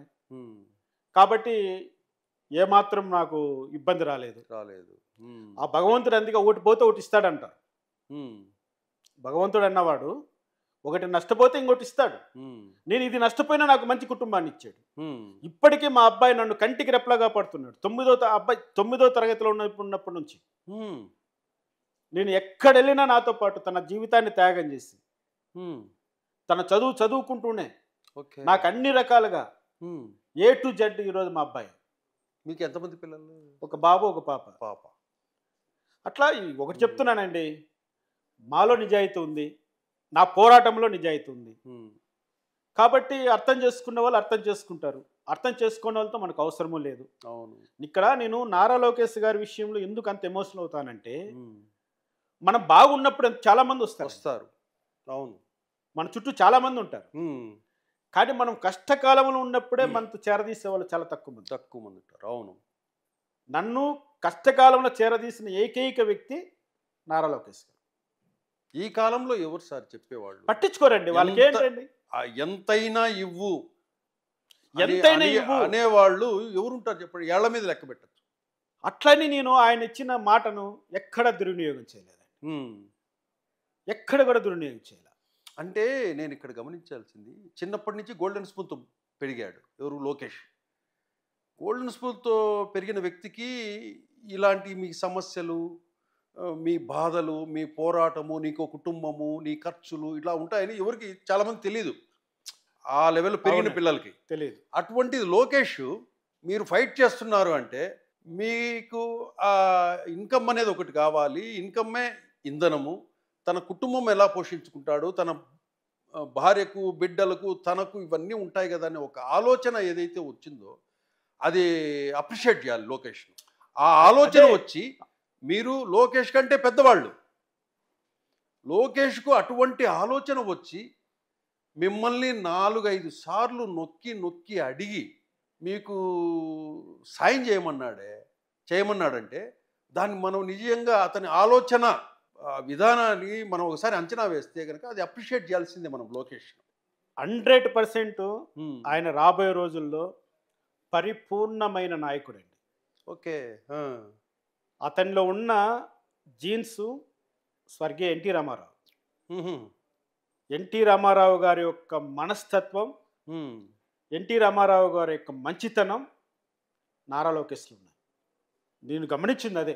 ఓకే. అందుకనే నేను చాలా ఎమోషనల్గా అతన్ని గౌరవిస్తాను. ప్రశ్నించవలసిన సమయం వస్తే ప్రశ్నిస్తాను కూడా, ప్రశ్నించినాను కూడా, ప్రేమిస్తాను. ఎస్, ఆయన కరెక్ట్గా ఆయన లీడర్షిప్ నిలబడాలని కోరుకుంటాను కాబట్టి తప్పును కూడా తప్పేనే చెప్పాలి. Very good. అదే వాళ్ళకి అది ఆయన మీద కక్ష కాదు, మాకు ఆయన మీద ఉన్న ప్రేమతో ఆయన ఇంకా 10 కాలాల పాటు మాకు లీడర్గా ఉండాలి, ఈ రాష్ట్రానికి ముఖ్యమంత్రిగా ఉండాలి, ఈ రాష్ట్రాన్ని పరిపాలించాలి, నాలాంటి కష్టంలో ఉన్న వాళ్ళకి ఆయన ఒక చేయూత కావాలనేది నా అభిప్రాయం. మిగిలిన విషయాలు ఎట్లున్నా కూడా పర్సనల్గా నేను అనుభవించిన ఎన్నో కష్టాలకు ఒక స్వాంతన చేకూర్చాడండి ఆయన. ఓకే. అంత దగ్గరగా ఉండి తీసుకోడు. మీకు అది జరిగినప్పుడు అతను మాట మాట్లాడేసి చెప్పినప్పుడు మీకు అప్పుడు నాకు ఒక మంచి తోడు దొరికాడు, నాకు మంచి తమ్ముడు దొరికాడు, నాకు మంచి నీడ దొరికింది అనే భావన మీకు కలిగిందా? 100% కలిగింది. ఎందుకు 100% అని అంటున్నాను? మిమ్మల్ని అప్పుడు అందరూ వదిలేస్తున్నారు. అందరూ వదిలేసారు. పెద్దిరెడ్డి జగన్మోహన్ రెడ్డి యొక్క అకృత్యాలను తట్టుకోలేక సొంత మనుషులు వదిలేశారు. రక్తం పంచుకు ఒకే తల్లి తండ్రి రక్తం పంచుకున్న వాళ్ళే వదిలేసి వెళ్ళిపోయారు, మిమ్మల్ని వదిలేసి వెళ్ళిపోయారు. అప్పుడు ఆయన చేయూతని ఇవ్వడం అన్నది మామూలు విషయం కాదు. కొత్తకోటకు ఆయన యువగలం పాదయాత్ర వస్తుంటే ఆయన టీంను మా ఇంటికి పంపించి ఎంక్వైరీ చేసి మళ్ళీ ఆయనతో పాటు నడిచేదానికి అవకాశం కల్పించాడు. మీ చేతిలో చేసి పట్టుకొని పాదయాత్రకుంటూ వచ్చారు. అవును, యువగళం అంటే అంతగా ఒక అన్నదమ్ములు ఇవ్వలేనటువంటి ఒక భరోసా, దేవుడిచ్చిన తమ్ముడు అంటారు. అది చాలా ఇంపార్టెంట్. ఆయన ఎంత గొప్ప నాయకుడు అండి, ఎంత గొప్ప కుటుంబం, ఆయన స్థాయి ఎక్కడ, మా స్థాయి ఎక్కడ. అవును, అంత ఇన్ని లక్షల మందిలో ఒకరినిగా గుర్తు పెట్టుకొని. అంతేకాదు, మొన్న కూడా నారావారిపల్లికి వెళ్ళాడు రామూర్తి గారి యొక్క సంస్మరణ. అవును, నేను మాకు బయట ఉన్నాం, మేము పైన విఐపీలు కాదు కదా. అవును, చూస్తూనే వెంటనే సెక్యూరిటీ వాళ్ళు చెప్పి సార్ని పైకి తీసుకురాండి అని చెప్పి స్టేజ్ మీద పిలుచుకొని ఆత్మీయంగా మాట్లాడి కార్యక్రమం అయ్యే వరకు స్టేజ్ మీద కూర్చోబెట్టి, అంటే ఇంకా మాకేం కావాలండి? మా లీడరు చెప్పుకోవడంలో మాకు ఆ గర్వం ఉంది. మాకేం కావాలి? ఇంకా ఆయన ఇచ్చే పదవులు అవసరం లేదు. అదే ఆయన అడిగినప్పుడు ఏం కావాలి సార్ మీకు అడిగినప్పుడు నేను ఒకే కోరిక అడిగాను, పెద్దిరెడ్డి రామచంద్రరెడ్డిని మాత్రం అరెస్ట్ చేయండి, నాకేమొద్దు, ఇంకా మీ దగ్గర అటెండర్గా పనిచేయమని చేయడానికి సిద్ధంగా ఉన్నా అని చెప్పాను. అంత మాట అనకండి సార్, మీరు మా గుండెల్లో ఉన్నారు, మీరు మాకు ఒక హగ్ ఇస్తే చాలు. మొన్న ఒక టీవీ ఛానల్లో కూడా మీరు ఒక టీడీపీ లీడర్ను పిల్లి మాణిక్యాలరావు గారు అనుకుంటాను, మీ కాళ్ళు పట్టుకుంటాను సార్, అరెస్ట్ చేయండి సార్ అని వేడుకుంటున్నారు ఒక డిబేట్లో. ఎందుకు ఆ మాట అంటున్నానంటే వాడిని అరెస్ట్ను అడ్డుకుంటున్న పెద్దలు మీరు. ఓకే. పెద్దిరెడ్డిని కాపాడుతున్న పెద్దలు మీరు. హ్మ్. పెద్దలంటే సీనియర్స్, తెలుగుదేశంలో ఉన్న సీనియర్స్. ఓకే. ఓహ్! యెస్. యెస్. హ్మ్. నారా లోకేష్ గారికి కూడా ఇబ్బంది పెడుతున్నారు హ్మ్. ఈ సీనియర్ కోటగిరి అంత కోటరీ అంత కోటరీ ఎంత? అందుకనే నేను ఆ రోజు కూడా మీ కాళ్ళు పట్టుకుంటాను మీరు చేయండి అన్నాను. ఎందుకంటే నన్ను పార్టీకి దూరం చేయకండి, హ్మ్. నేను ఖచ్చితంగా దూరం అవుతాను. అరెస్ట్ చేయకపోతే ఖచ్చితంగా దూరం అవుతాను. అప్పుడు ఎంత నరకం అనిపించాలండి. నేను ఖచ్చితంగా 2029 ఎలక్షన్స్ లో మీకు వ్యతిరేక కంపెయినింగ్ చేస్తాను. నేను నాతో లోకేష్ గారికి ఉన్న అనుబంధం ఎలా ఉన్నా అది ఆ ప్రేమ ఎఫెక్షన్ వేరు. అది ఎలా ఉన్నా ఖచ్చితంగా 2029 ఎలక్షన్ లో మీకు వ్యతిరేకంగా నేను ప్రచారం చేస్తాను, సమీకరిస్తాను వర్గాన్ని. ఇది తప్పది, ఇది జరిగి తీరాల్సిందంతే. మీరు ఎన్నన్నా చెప్పండి, ఎలా అన్నా ఉన్ని పెద్దిరెడ్డి రామచంద్రారెడ్డిని మాత్రం అరెస్ట్ చేయకపోతే తెలుగుదేశం ప్రభుత్వానికి కాదుగా కూటమి ప్రభుత్వానికి ఓటు వేయనని కూడా చెప్పాను డిబేట్లో. అదే మాట మీద నిలబడతా ఈరోజు కూడా. కానీ ఏం జరగబోతుందో చూద్దాం. ఇప్పుడు చివరిగా రామకృష్ణ గారు, ఇప్పుడు పెద్దిరెడ్డి రామచంద్రారెడ్డి అరెస్టుకు పవన్ కళ్యాణ్ అడ్డుగా ఉంటున్నాడు, పవన్ కళ్యాణ్ అడ్డుకుంటున్నాడు అనేసి మీరు అంటున్నారు కదా. మీరు ఈ మనం టీవీ తరపున మీరు పవన్ కళ్యాణ్ గారికి ఏదైనా రిక్వెస్ట్ చేయదలుచుకుంటే, ఆయనకి ఏదైనా చెప్పదలుచుకుంటే ఓసారి పవన్ కళ్యాణ్ గారికి మీ ఆవేదన కానీ నివేదన కానీ ఏదైనా ఒకసారి చెప్పండి. పవన్ కళ్యాణ్ గారు, మీకు చేతులు జోడించి రిక్వెస్ట్ చేస్తున్నా, పెద్దిరెడ్డి రామచంద్రారెడ్డి లాంటి నరరూప రాక్షసుడు రాయలసీమలో ఇంకొకరు లేరు. జగన్మోహన్ రెడ్డి కన్నా అత్యంత దుర్మార్గుడు ఈ పెద్దిరెడ్డి రామచంద్రారెడ్డి. పెద్దిరెడ్డి రామచంద్రారెడ్డిని మీరు సపోర్ట్ చేస్తున్నారని ప్రజానికానికి తెలియకనప్పటికీ నా అభిప్రాయం, నాకున్న సమాచారం, నా దగ్గర ఉన్న ప్రూఫ్స్, మీరు అతన్ని కాపాడుతున్నారని మాత్రం 100% నిజమన్నది నేను ప్రజలకు తెలియజేస్తున్నా. మీకు మనం టీవీ తరపున ఈ కార్యక్రమం ద్వారా నేను విజ్ఞప్తి చేసేది ఒకటే, మీరు భవిష్యత్తులో ఒక మంచి నాయకుడుగా ప్రజలకు సేవ చేయాలి అనుకుంటే మీరు ఖచ్చితంగా పెద్దిరెడ్డి రామచంద్రారెడ్డిని అరెస్ట్ చేసి తీరాలి. ఎందుకంటే మీరు ఆ శాఖకు సంబంధించిన మంత్రి కాబట్టి, ఆ శాఖలోనే అన్యాయాలు జరిగాయని మీ నోటి ద్వారా చెప్పారు కాబట్టి, ఆయన్ని కేవలం ఒక రెడ్ శాండిల్ స్మగ్లింగ్లో కాదండి, మైనింగ్లో కానీ, రైతుల భూములు కొట్టేసిన విషయంలో కానీ, మదనపల్లిలో ఫైల్స్ తగలబెట్టిన విషయంలో కానీ, ఆయన భార్య పేరు మీద సంపాదించిన అక్రమాస్తుల విషయంలో కానీ, ఆయన ఫారెస్ట్ సంబంధించినటువంటి 300 ఎకరాలు కబ్జా చేసి అనుభవిస్తున్న విషయంలో కానీ, ఏ చిన్న అంశంలోనే సరే అతను నేరస్తుడని 100% నిరూపించగలటువంటి సాక్ష్యాధారాలు మీ దగ్గర ఉన్నాయి. మరి ఎందుకు మీరు అతన్ని అరెస్ట్ చేయరు? ఎందుకు మీరు అతన్ని కాపాడాలనుకుంటున్నారు? ఇదే నేను ప్రశ్నిస్తున్నాను. మీరు వెంటనే పెద్దిరెడ్డి రామచంద్రారెడ్డి పైన చర్యలు తీసుకుంటే మా రాయలసీమ ప్రాంతంలో ఉన్నటువంటి అనేక మంది బాధితుల కన్నీళ్లు మీరు తుడిచిన వాళ్ళు అవుతారు. తెలుగుదేశం పార్టీలో ఉన్నటువంటి మాలాంటి వాళ్ళ హృదయాలను కూడా మీరు గెలుచుకోగలుగుతారు. మీతో కలిసి ప్రయాణం చేయాలని మేము అనుకుంటే 2029లో కూడా అది జరిగి తీరుతుంది. కానీ మీరు చేయాల్సింది నిజాయితీగా మీరు ఏ ఫైల్స్ అయితే ముందుకు పెట్టుకున్నారో వాటిని పూర్తి చేయండి. పెద్దిరెడ్డి రామచంద్రారెడ్డిని వెంటనే అరెస్టు చేయడానికి మీరు ప్రయత్నం చేయండి. మా ప్రయత్నాలను ఆపకండి అని విన్నవించుకుంటున్నాను. థ్యాంక్ యూ రామకృష్ణ గారు. Thank you.